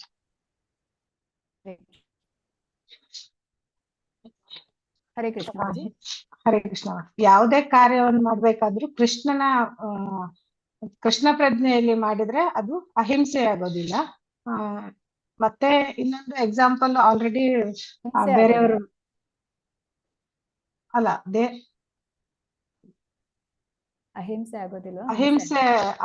ಹಿಂಸೆ ಆಗುದಿಲ್ಲ. ಕೃಷ್ಣನ ಪ್ರಜ್ಞೆಯಲ್ಲಿ ಮಾಡಿದ್ರೆ ಅದು ಹಿಂಸೆ ಅಂತ ಅನ್ಸ್ಕೊಳ್ಳೋದಿಲ್ಲ. ಅಂದ್ರೆ ಅಲ್ಲಿ ಕೃಷ್ಣ ಪ್ರಜ್ಞೆ ಇರುತ್ತೆ. ಹಾಗೆ ಈಗ ಆಲ್ರೆಡಿ ಅವರೆಲ್ಲ ಎಕ್ಸಾಂಪಲ್ ಕೊಟ್ರು. ಈಗ ಸೈನಿಕ ಒಬ್ಬ ಕೊಲೆ ಮಾಡಿದ್ರೆ ಅದು ಕೊಲೆ ಅಂತ ಆಗುದಿಲ್ಲ. ಯಾಕಂದ್ರೆ ಅವನು ದೇಶದ ರಕ್ಷಣೆಗೋಸ್ಕರ ಅಲ್ಲಿ ಹಿಂಸೆಯನ್ನ ಮಾಡ್ತಾ ಇದ್ದಾನೆ. ಹಾಗೆ ಒಬ್ಬ ನ್ಯಾಯಾಧೀಶನು ಅಷ್ಟೇ, ಒಬ್ಬ ಕೊಲೆಗಡಕನಿಗೆ ಮರಣದಂಡನೆ ಕೊಟ್ರೆ ಅದು ಹಿಂಸೆ ಆಗೋದಿಲ್ಲ, ನ್ಯಾಯದ ರಕ್ಷಣೆಗಾಗಿ ಆಗಿರುತ್ತೆ. ಅದೇ ರೀತಿ ಒಬ್ಬ ವೈದ್ಯ ಕೂಡ ಒಬ್ಬ ರೋಗಿಗೆ ಗುಣಪಡಿಸೋದಕ್ಕೋಸ್ಕರ ಅವನ ದೇಹದ ಭಾಗಗಳನ್ನ ಕತ್ತರಿಸಿದ್ರೆ ಅಲ್ಲಿ ಹಿಂಸೆ ಆಗೋದಿಲ್ಲ, ರೋಗಿಯ ರಕ್ಷಣೆಗಾಗಿ ಆಗಿರುತ್ತೆ. ಅದೇ ರೀತಿ ಕೃಷ್ಣ ಅರ್ಜುನನ ಯುದ್ಧಕ್ಕೆ ಯಾಕೆ ಪ್ರಚೋದನೆ ಮಾಡ್ತಾನೆ ಅಂದ್ರೆ ಅಲ್ಲಿ ಅರ್ಜುನ ನಿಮಿತ್ತ ಮಾತ್ರ. ಕೃಷ್ಣನಿಗೆ ಅರ್ಜುನನ ಮುಖೇನ ಧರ್ಮದ ಸ್ಥಾಪನೆ ಮಾಡ್ಬೇಕಾಗಿರುತ್ತೆ. ಅದೇ ರೀತಿ ಅಲ್ಲಿ ಜನರಿಗೆ ಈ ಯುದ್ಧದಿಂದ ಧರ್ಮದ ರಕ್ಷಣೆಗೋಸ್ಕರ ಮಾಡ್ತಾ ಇರೋದು ಅನ್ನೋದನ್ನ ಪ್ರತಿಪಾದಿಸೋಸ್ಕರ ಅರ್ಜುನನ್ಗೆ ಹೇಳ್ತಾನೆ. ಇನ್ನೊಂದು, ಅರ್ಜುನನ ಕ್ಷತ್ರಿಯನ ಧರ್ಮ ಯುದ್ಧ ಮಾಡೋದು. ಸೊ ಅಲ್ಲಿ ಕ್ಷತ್ರಿಯ ಧರ್ಮ ಪಾಲನೆಗೋಸ್ಕರ ಕೂಡ ಯುದ್ಧ ಮಾಡುವಂತ ಕೃಷ್ಣ ಹೇಳ್ತಾ ಇದ್ದಾನೆ. ಹರೇ ಕೃಷ್ಣ ಮಾತಾಜಿ. ಎಸ್, ಧನ್ಯವಾದ ಮಾತಾಜಿ. ಹರೇ ಕೃಷ್ಣ. ಇಲ್ಲಿ ತಿಳಿಬೋದಂತ ಹೇಳಿದ್ರೆ ನಾವು ಸೈನಿಕ ಅಲ್ಲಿ ಯೋಧನಾಗಿದ್ದುಕೊಂಡು, ಅಂದ್ರೆ ಯೋಧ ಅಲ್ಲಿ ಯಾರನ್ನಾದ್ರೂ ಸಾಯಿಸಿದ್ರೆ ಅದು ಹಿಂಸೆ ಅಂತ ಆಗೋದಿಲ್ಲ. ಅದೇ ಯೋಧ ಮನೆಯಲ್ಲಿ ಇದ್ದುಕೊಂಡು ಯಾರಾದ್ರೂ ಬಂದ್ರೆ, ಅವರು ಕಳ್ಳ ಬಂದ್ರೆ ಅವನನ್ನು ಸಾಯಿಸಿದ್ರೆ ಅದು ಹಿಂಸೆ ಮಾಡಿದಾಗೆ ಆಗ್ತದೆ ಅಂತೇಳಿ ಕೂಡ ನಾವು ಉದಾಹರಣೆಯನ್ನು ನೋಡ್ಬೋದು. ಹರೇ ಕೃಷ್ಣ. ಪದ್ಮಿನಿ ಮಾತಾಜಿ.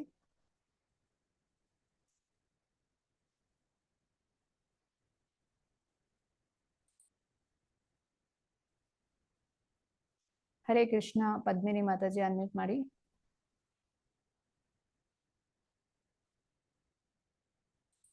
ಓಕೆ, ಹಾಗಾದ್ರೆ ನಿಮ್ಮ ಎಲ್ಲ ಗುಂಪಿನಿಂದ ಎಲ್ಲರೂ ಕೂಡ ಹೇಳಿ ಆಗಿದೆ ಅಲ್ಲ?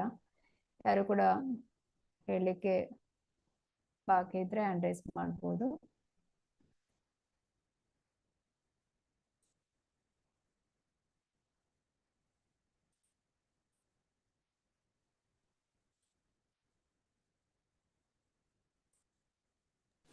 ಶೋಭಾ ಮಾತಾಜಿ ಹೇಳಿ. ಹರೇ ಕೃಷ್ಣ ಮಾತಾಜಿ. ನಮ್ ಗುಂಪು ರೂಮ್ ನಂಬರ್ 2 ಸಾವಿತ್ರಮ್ಮ ಮತ್ತೆ ಸುನೀತಿ ಯುಬಿ ಅನಂತ ಕುಲಕರ್ಣಿ ಪ್ರಭುಜಿ ಅವರಿದ್ರು. ಯಾರು ಏನು ಚರ್ಚೆನೆ ಮಾಡ್ಲಿಲ್ಲ ಮಾತಾಜಿ, ಎಲ್ಲ ಅನ್ಮ್ಯೂಟ್ ಮಾಡಿ ಇಟ್ಕೊಂಡಿದ್ರು. ಹಾಗಾಗಿ ಏನು ನಮ್ಗೆ ಪಾಯಿಂಟ್ಸೇ ಸಿಕ್ಲಿಲ್ಲ ಯಾರಿಂದಾನು. ನನಗೆ ಈಗ ಆಲ್ರೆಡಿ ಹೇಳ್ಬಿಟ್ಟಿದ್ದೆ ಮಾತಾಜಿ. ಯಾರು ಮಾತಾಡಿದ್ರು? ನೀವೇ ಓದ್ಬೇಕಿತ್ತು. ಓದ್ದೆ, ಅದ್ರಲ್ಲಿ ಓದ್ದೆ ಭಾವಾರ್ಥ ಓದ್ದೆ. ಅದ್ರಲ್ಲಿ ಏನಂತಂದ್ರೆ ಅರ್ಜುನ ಯುದ್ಧ ಮಾಡೋದಕ್ಕೆ ಅಪೇಕ್ಷೆ ಪಡೋದಿಲ್ಲ. ಆದ್ರೆ ಕೃಷ್ಣನ್ಗೆ ಏನು ಅಂತಂದ್ರೆ ಅದ್ ಆಲ್ರೆಡಿ ಕೃಷ್ಣ ಮಾಡಿ ಮುಗಿಸಿರ್ತಾರೆ. ಆದ್ರೆ ಅವನ್ ಭಕ್ತನಾಗಿ ಅವನ್ ಮಾಡಿ ಅವನು ಅವ್ನ್ ಯಾವಾಗ್ಲೂ ಭಗವಂತನಿಗೆ ತಾನ್ ಮಾಡೋದಕ್ಕಿಂತ ಭಕ್ತ ಮಾಡಿ ಇದ್ದಾಗ ಅದನ್ನ ಬಹಳ ಖುಷಿ ಪಡ್ತಾರೆ ಅನ್ನೋದು ಅದ್ರಲ್ಲಿ ಅರ್ಥ ಆಗುತ್ತೆ. ಮತ್ತೆ ಇವಾಗ ನಾವೇನೋ ಒಂದ್ ಮನೆಯಲ್ಲೂ ಅಷ್ಟೇನೆ, ಒಂದ್ ಮಕ್ಕಳನ್ನ ಸಾಕ್ಬೇಕು ಅಂತ ಅಂದ್ರು ನಾವು ಒಂದ್ ಏಟ್ ಹೊಡಿಲೇಬೇಕಾಗತ್ತೆ. ಅದು ಹಿಂಸೆ ಅನ್ನಿಸ್ಕೊಳ್ಳೋದಿಲ್ಲ. ಅವ್ರನ್ನ ಒಂದ್ ಒಳ್ಳೆ ಮಾರ್ಗಕ್ಕೆ ತಂದಾಗ ನಾವು ಅವ್ರಿಗೆ ಅದನ್ನ ಹೊಡಿಲೇಬೇಕು, ಅದು ಹಿಂಸೆ ಅನ್ನಿಸ್ಕೊಳ್ಳಲ್ಲ ಅನ್ನೋದು ನನ್ಗೆ ಅನ್ಸಿದ್ದು. ಮತ್ತೆ ಒಂದು ಸೈನಿಕ ಒಂದು ಯುದ್ಧ ಅಲ್ಲಿ ಮಾಡ್ಬೇಕಾದ್ರೆ ಅದು ಅಲ್ಲಿ ಮಾಡ್ಲೇಬೇಕು. ನಾವು ಇವಾಗ ಗಡಿ ಕಾಯೋ ಯೋಧರು ಇರ್ತಾರೆ, ಅವರು ಅಲ್ಲಿ ಯುದ್ಧ ಮಾಡ್ಲೇಬೇಕಾಗತ್ತೆ, ಅವರು ಶೂಟ್ ಔಟ್ ಮಾಡ್ಲೇಬೇಕಾಗತ್ತೆ. ಅದನ್ನೆಲ್ಲ ಹಿಂಸೆಗೆ ನಾವು ತಗೊಳಕ್ ಆಗೋದಿಲ್ಲ ಅನ್ನೋದು ನನ್ ಪಾಯಿಂಟ್ ಆಗುತ್ತೆ. ಯಾಕಂದ್ರೆ ನಮ್ಮ ಗಡಿನ ರಕ್ಷಣೆ ಮಾಡಕ್ಕೋಸ್ಕರ ಅವರು ಅಲ್ಲಿ ನಿಂತಿರ್ತಾರೆ, ಅವರ ಗಡಿ ರಕ್ಷಣೆಗೋಸ್ಕರ ಅಲ್ಲಿ ಮಾಡ್ತಾ ಇರ್ತಾರೆ ಅನ್ನೋದು ನಂದೊಂದು ಪಾಯಿಂಟ್. ಯಾವಾಗ್ಲೂ ಧರ್ಮ ರಕ್ಷಣೆಗೆ ಏನೇ ಮಾಡಿದ್ರುನು ಭಗವಂತನ ನಾವು ಮುಂದೆ ಇಟ್ಕೊಂಡು ಭಗವಂತನ ದೃಷ್ಟಿಲಿ ನಾವು ಮಾಡಿದಾಗ ಅದು ಹಿಂಸೆ ಅನ್ನಿಸ್ಕೊಳ್ಳಲ್ಲ ಅನ್ನೋದು ನಂದೊಂದು ಪಾಯಿಂಟ್ ಮಾತಾಜಿ. ಧನ್ಯವಾದ. ಹರೇ ಕೃಷ್ಣ ಮಾತಾಜಿ, ಧನ್ಯವಾದಗಳು.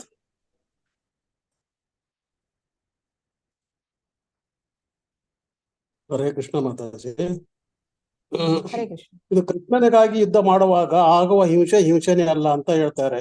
ಏಕೆ ಅಂದ್ರೆ ಅವ್ರೇನು ಆತ್ಮನ ಕೊಲ್ಲೋದಿಲ್ಲ, ಅದು ಶರೀರನ ಸಾಯಿಸ್ತಾರೆ. ಅದಕ್ಕಾಗಿ ಅದು ಹಿಂಸೆ ಇಲ್ಲ ಅಂತ ಹೇಳ್ತಾ ಇದ್ದಾರೆ. ಆ ಶಸ್ತ್ರಚಿಕಿತ್ಸೆ ಡಾಕ್ಟರ್ ಶಸ್ತ್ರಚಿಕಿತ್ಸೆ ಮಾಡ್ಬೇಕಾದ್ರೆ ಅವ್ರನ್ನ ಸಾಯಿಸ್ಬೇಕು ಅನ್ನೋ ಒಂದು ಉದ್ದೇಶ ಇಟ್ಕೊಂಡಲ್ಲ, ಅವನ್ನ ಗುಣಪಡಿಸಬೇಕು ಅನ್ನೋ ಒಂದು ಉದ್ದೇಶ ಇಟ್ಕೊಂಡು ಅವ್ರು ಶಸ್ತ್ರಚಿಕಿತ್ಸೆ ಮಾಡ್ತಾರೆ. ಹರೇ ಕೃಷ್ಣ ಮಾತಾಜಿ. ಹರೇ ಕೃಷ್ಣ, ಧನ್ಯವಾದ. ಪದ್ಮಿನಿ ಮಾತಾಜಿ, ನೀವು ಹೇಳ್ತೀರಾ? ಅನ್ಮಿಟ್ ಮಾಡ್ತೀರಾ?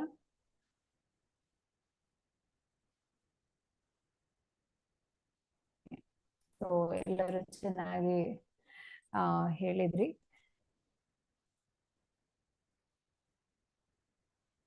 ಇನ್ನು ಕೆಲವು ಗ್ರೂಪ್ನವರು ಹೇಳಿಕ್ಕೆ ಬಾಕಿ ಇದ್ದೀರಾ? ಹರೇ ಕೃಷ್ಣ ಮಾತಾಜಿ, ನಮ್ ಗ್ರೂಪ್ ನಲ್ಲಿ ನಾವು ಡಿಸ್ಕಸ್ ಮಾಡಿದ್ವಿ. ಬಟ್ ನಾನು ಅಂದ್ರೆ ನಮ್ಮ ಮನೇಲಿ ಗೆಸ್ಟ್ ಬಂದಿದ್ರಿಂದ ನಾನು ಕ್ಲಾಸ್ ಕೇಳಿಸ್ಕೊಂಡಿರ್ಲಿಲ್ಲ. ಅವ್ರು ಹೇಳಿದ್ರು ಮಾತಾಜಿ ಹಿಂಸೆನ ಯಾಕೆ ಪ್ರಚೋದನೆ ಮಾಡ್ತಾ ಇದಾರೆ ಅಂತ ಹೇಳಿ. ಯಾಕಂದ್ರೆ ಧರ್ಮದ ಸ್ಥಾಪನೆಗಾಗಿ ಮತ್ತೆ ಕ್ಷತ್ರಿಯನಾಗಿ ಅವನ ಕರ್ತವ್ಯ ಕೂಡ ಆಗಿರುತ್ತೆ. ಮತ್ತೆ ಧರ್ಮವನ್ನ ಅಂದ್ರೆ ಇದನ್ನ ಶಾಂತಿಯುತವಾಗಿ ನೆರವೇರಿಸಲಿಕ್ಕೂ ಕೂಡ ಕೃಷ್ಣ ಪ್ರಯತ್ನ ಪಡ್ತಾರೆ. ಬಟ್ ಆದ್ರೆ ದುರ್ಯೋಧನ ಯುದ್ಧ ಮಾಡ್ಲೇಬೇಕು ಅಂತ ಹೇಳಿ ಅಂದಾಗ ಇದು ಮಾಡ್ಲೇಬೇಕಾಗಿರುತ್ತೆ. ಅಂದ್ರೆ ಧೈರ್ಯ ಕುಂದಿದ್ದಂತಹ ಅರ್ಜುನನಿಗೆ ಅವನ ಕರ್ತವ್ಯವನ್ನ ನೆನಪು ಮಾಡಿ, ಅದು ನೀನ್ ಮಾಡೋದು ಹಿಂಸೆ ಅಲ್ಲ, ನಿನ್ನ ಧರ್ಮ ಅಂತ ಹೇಳಿ ಹೇಳ್ತಾರೆ ಮಾತಾಜಿ.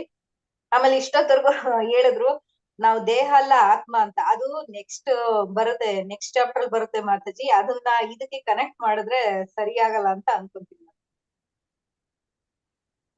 ಧನ್ಯವಾದ. ಹರೇ ಕೃಷ್ಣ. ಜಯಲಕ್ಷ್ಮಿ ಮಾತಾಜಿ, ನಿಮ್ಮ ಗ್ರೂಪ್ನಿಂದ ಹೇಳಿಲ್ವಾ ಯಾರು ಕೂಡ? ಪದ್ಮಿನಿ ಮಾತಾಜಿ, ನಾವೆಲ್ಲ ಒಟ್ಟಿಗೆ ಇದ್ವು ಮಾತಾಜಿ ಗ್ರೂಪ್ ಅಲ್ಲಿ. ಅದೇ ನಾವು ಯುದ್ಧ ಹಿಂಸೆಯನ್ನು ಯಾವಾಗ ಸಮರ್ಥಿಸ್ಬೇಕಂದ್ರೆ ಈಗ ಕೊಲೆ ಮಾಡಿ ಹೋಗ್ತಾನೆ, ಅವನು ಕೊಲೆ ಮಾಡಿದ್ದು ಅದಕ್ಕೆ ಅದು ಶಿಕ್ಷೆ ಸಮರ್ಥಿಸಲಾಗ್ತದೆ. ಮತ್ತೆ ಒಬ್ಬ ಸೈನಿಕ. ಓಕೆ ಮಾತಾಜಿ, ನಿಮ್ದು ನೆಟ್ವರ್ಕ್ ಪ್ರಾಬ್ಲಮ್ ಇದೆ. ಈಗ ಪ್ರಭುಪಾದರು ಏನು ಹೇಳ್ತಾರೆ ಅಂತ ನೋಡೋಣ. ಓದೋರು ಹ್ಯಾಂಡ್ ರೈಸ್ ಮಾಡ್ಬೋದು.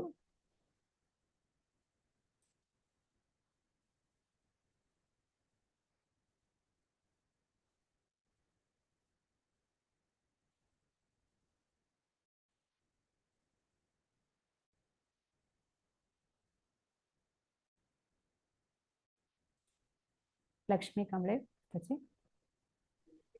ಹರೇ ಕೃಷ್ಣ ಮಾತಾಜಿ. ಹರೇ ಕೃಷ್ಣ. ಹರೇ ಇನ್ನೊಂದು ಕೃಷ್ಣ. ಇನ್ನೊಂದು ಹರೇ ಕೃಷ್ಣ ಮಾತಾಜಿ, ಇನ್ನೊಂದು ಕಡೆ ದುರ್ಯೋಧನ ಯಾಕೆ ಈ ರೀತಿ ಯೋಚಿಸುತ್ತಿಲ್ಲ, ಅರ್ಜುನ ಯಾಕೆ ಯೋಚಿಸುತ್ತಿದ್ದಾನೆ? ಏಕೆಂದರೆ ಅರ್ಜುನ ಭಕ್ತ, ಅದೇ ವ್ಯತ್ಯಾಸ. ಒಬ್ಬ ಭಕ್ತನು ಯಾರನ್ನು ಕೊಲ್ಲಲು ಇಷ್ಟಪಡುವುದಿಲ್ಲ. ಇರುವೆಯನ್ನು ಸಹ ಆತನ ಮೇಲೆ ಎಷ್ಟು ದೌರ್ಜನ್ಯಗಳು ನಡೆದವು, ಆದರೂ ಕೊಲ್ಲುವ ಪ್ರಶ್ನೆ ಬಂದಾಗ ಅವನು ತುಂಬಾ ಸಂತೋಷವಾಗಲಿಲ್ಲ. ಇದು ಹರೇ ಕೃಷ್ಣ ಮಾತಾಜಿ. ಕಾಣಿಸ್ತಾ ಇಲ್ಲ ಮಾತಾಜಿ? ಧನ್ಯವಾದ ಮಾತಾಜಿ. ಹರೇ ಕೃಷ್ಣ. ಹರೇ ಕೃಷ್ಣ ಮಾತಾಜಿ, ಧನ್ಯವಾದಗಳು.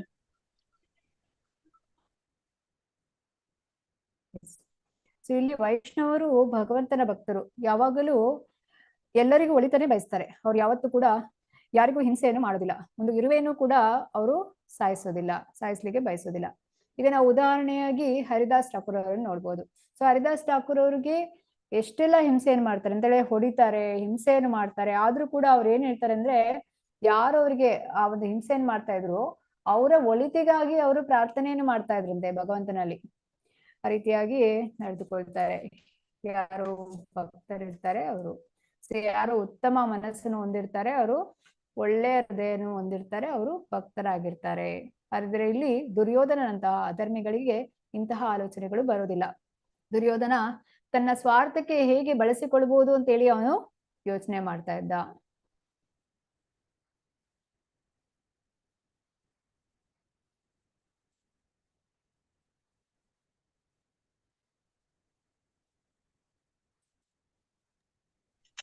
ಹರೇ ಕೃಷ್ಣ ಮಾತಾಜಿ. ಭಗವಂತನ ಭಕ್ತನು ತಪ್ಪಿತಸ್ಥನ ವಿರುದ್ಧ ಸೇಡು ತೀರಿಸಿಕೊಳ್ಳುವುದಿಲ್ಲ. ಆದರೆ ದುಷ್ಕರ್ಮಿಗಳಿಂದ ಭಕ್ತನಿಗೆ ಯಾವುದೇ ಉಪದ್ರವಾದರೆ ಭಗವಂತ ಸಹಿಸುವುದಿಲ್ಲ. ಭಗವಂತನು ತನಗೆ ಮಾಡಿದ ಪಾಪವನ್ನು ಕ್ಷಮಿಸಬಹುದು, ಆದರೆ ಅವನು ತನ್ನ ಭಕ್ತನಿಗೆ ಹಾನಿ ಮಾಡಿದ ಯಾರನ್ನು ಕ್ಷಮಿಸುವುದಿಲ್ಲ. ಆದ್ದರಿಂದ ಭಗವಂತನು ದುಷ್ಕರ್ಮಿಗಳನ್ನು ಕೊಲ್ಲಲು ನಿರ್ಧರಿಸಿದ್ದನು. ಆದರೂ ನೆಕ್ಸ್ಟ್ ಕಾಣಿಸ್ತಿಲ್ಲ ಮಾತಾಜಿ.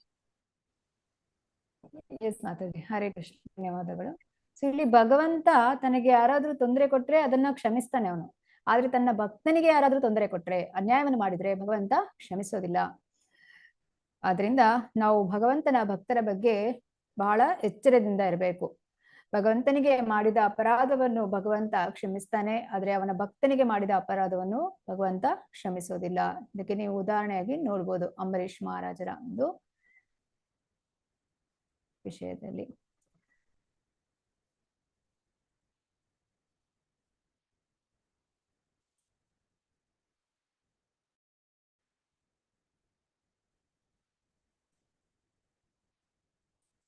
ಶುಭ ಮಾತಾಜಿ. ಹರೇ ಕೃಷ್ಣ ಮಾತಾಜಿ. ನೀವು ಅವನ ಭಕ್ತನನ್ನು ಅವಮಾನಿಸಿದರೆ ಭಕ್ತನು ಕ್ಷಮಿಸಬಹುದು, ಆದರೆ ಕೃಷ್ಣನು ಕ್ಷಮಿಸುವುದಿಲ್ಲ. ಇದು ಕೃಷ್ಣನ ನಿಲುವು. ಆದುದರಿಂದ ಭಕ್ತನನ್ನು ಅವಮಾನಿಸದಂತೆ ಎಚ್ಚರ ವಹಿಸಿ. ಒಬ್ಬ ಭಕ್ತ ನಿಮ್ಮನ್ನು ಕ್ಷಮಿಸಬಹುದು, ಆದರೆ ಕೃಷ್ಣನು ನಿಮ್ಮನ್ನು ಕ್ಷಮಿಸುವುದಿಲ್ಲ. ಕೃಷ್ಣನು ತುಂಬಾ ಕಟ್ಟುನಿಟ್ಟಾಗಿರುತ್ತಾನೆ. ತನ್ನ ಭಕ್ತನಿಗೆ ಮಾಡಿದ ಅವಮಾನವನ್ನು ಅವನು ಸಹಿಸುವುದಿಲ್ಲ. ಆದ್ದರಿಂದ ಈ ಯುದ್ಧ ವ್ಯವಸ್ಥೆಯಲ್ಲಿ ಅರ್ಜುನನು ಇಲ್ಲ ಅವರನ್ನು. ಹರೇ ಕೃಷ್ಣ ಮಾತಾಜಿ. ನೆಕ್ಸ್ಟ್ ಹರೇ ಕೃಷ್ಣ ಮಾತಾಜಿ, ಧನ್ಯವಾದಗಳು. ಸೊ ಭಗವಂತ ತನ್ನ ಭಕ್ತರಿಗೆ ಯಾರಾದ್ರೂ ಅನ್ಯಾಯವನ್ನು ಮಾಡಿದ್ರೆ ಆತನನ್ನು ಬಿಡೋದಿಲ್ಲ. ಅವಮಾನ ಮಾಡಿದ್ರೆ ಆತನನ್ನು ಬಿಡೋದಿಲ್ಲ. ಅವನು ಕಠಿಣವಾದ ಶಿಕ್ಷೆಯನ್ನು ಕೊಡ್ತಾನೆ. ಅವರಿಗೆ ಶಿಕ್ಷೆಯನ್ನು ಖಂಡಿತವಾಗಿ ಕೊಡ್ತಾನೆ. ತನ್ನ ಭಕ್ತರಾದಂತಹ ಪಾಂಡವರಿಗೆ, ದುರ್ಯೋಧನ ಮತ್ತಿತರರಿಗೆ ಏನ್ ಮಾಡ್ತಾರೆ, ಅನ್ಯಾಯವನ್ನು ಮಾಡ್ತಾರೆ. ಸೊ ಹಾಗಾಗಿ ಇಲ್ಲಿ ಭಗವಂತ ಹೇಳುವಂಥದ್ದು ಯುದ್ಧ ಆಗ್ಲೇಬೇಕು ಅಂತೇಳಿ, ಯುದ್ಧ ಮಾಡ್ಲೇಬೇಕು, ಯುದ್ಧವನ್ನ ನಡಿಲೇಬೇಕು ಅಂತೇಳಿ. ಸೊ ಈ ಅಧರ್ಮಿಗಳ ನಾಶ ಆಗ್ಲೇಬೇಕು, ಧರ್ಮ ಸಂಸ್ಥಾಪನೆ ಆಗ್ಲೇಬೇಕು ಅಂತ ಹೇಳಿ ಇಲ್ಲಿ ಭಗವಂತ ಹೇಳುವಂಥದ್ದು. ಅರ್ಜುನ, ನೀನು ನಿಮಿತ್ತ ಮಾತ್ರ ಭವಸವ್ಯ ಸಾಚಿ. ಸೊ ನೀನು ಕೇವಲ ನಿಮಿತ್ತ ಮಾತ್ರ. ಅರ್ಜುನನು ಇಲ್ಲಿ ಯುದ್ಧವನ್ನು ಮಾಡುವಂಥದ್ದು. ಸೊ ಅರ್ಜುನನು ಕೊಟ್ಟಂತಹ 4 ಕಾರಣಗಳು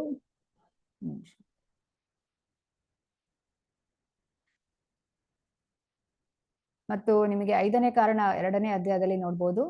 ನಂತರ ವಂಶ ವಿನಾಶಕ್ಕೆ ಈ ಒಂದು ಯುದ್ಧ ಹೇಗೆ ಕಾರಣವಾಗ್ತದೆ ಅಂತ ಹೇಳಿ ಅದನ್ನು ನಾವು ಚರ್ಚೆ ಮಾಡಿದ್ವಿ. ಸಾಮಾನ್ಯವಾಗಿ ಮಹಿಳೆಯರು ಹೆಚ್ಚು ಬುದ್ಧಿವಂತರಲ್ಲ. ಈ ಹೇಳಿಕೆ ಅನ್ವಯದಲ್ಲಿ ಉಚಿತ ಮತ್ತು ಅನುಚಿತಗಳ ಚರ್ಚೆ ಅಂತ ಹೇಳಿದ್ರೆ, ಯಾರು ಕೃಷ್ಣ ಪ್ರಜ್ಞೆಯಲ್ಲಿದ್ದಾರೆ ಅವರಿಗೆ ಅನ್ವಯಿಸೋದಿಲ್ಲ ಇದು. ಯಾರು ಕೃಷ್ಣ ಪ್ರಜ್ಞೆಯಲ್ಲಿಲ್ಲ ಅವರ ಬಗ್ಗೆ ಇಲ್ಲಿ ಹೇಳುವಂಥದ್ದು. ಉಚಿತ ಮತ್ತು ಅನುಚಿತ, ಎಲ್ಲಿ ಇದನ್ನು ಹೇಳ್ಬೋದು, ಎಲ್ಲಿ ಹೇಳಬಾರ್ದು, ಎಲ್ಲಿ ಇದು ಅನ್ವಯವಾಗ್ತದೆ ಅನ್ನೋದನ್ನು ನಾವು ನೋಡಿದ್ವಿ. ಕೊನೆಯದಾಗಿ ಹಿಂಸಾಚಾರ, ಅದು ಎಲ್ಲಿ ಉಪಯೋಗಿಸ್ಬೇಕು, ಹೇಗೆ ಹಿಂಸೆಗೂ ಕೂಡ ತನ್ನದೇ ಆದ ಒಂದು ಪ್ರಯೋಜನವಿದೆ ಅಂತೇಳಿ ಇದಕ್ಕೆ ಬೇಕಾದಂತಹ ಉಲ್ಲೇಖಗಳು, ಸಾದೃಶ್ಯಗಳನ್ನು ನಾವು ಚರ್ಚೆ ಮಾಡಿದೆವು. ಕೊನೆಯದಾಗಿ ಪ್ರಭುಪಾದರು ಏನು ಹೇಳ್ತಾರೆ ಅಂತ ನೋಡೋಣ.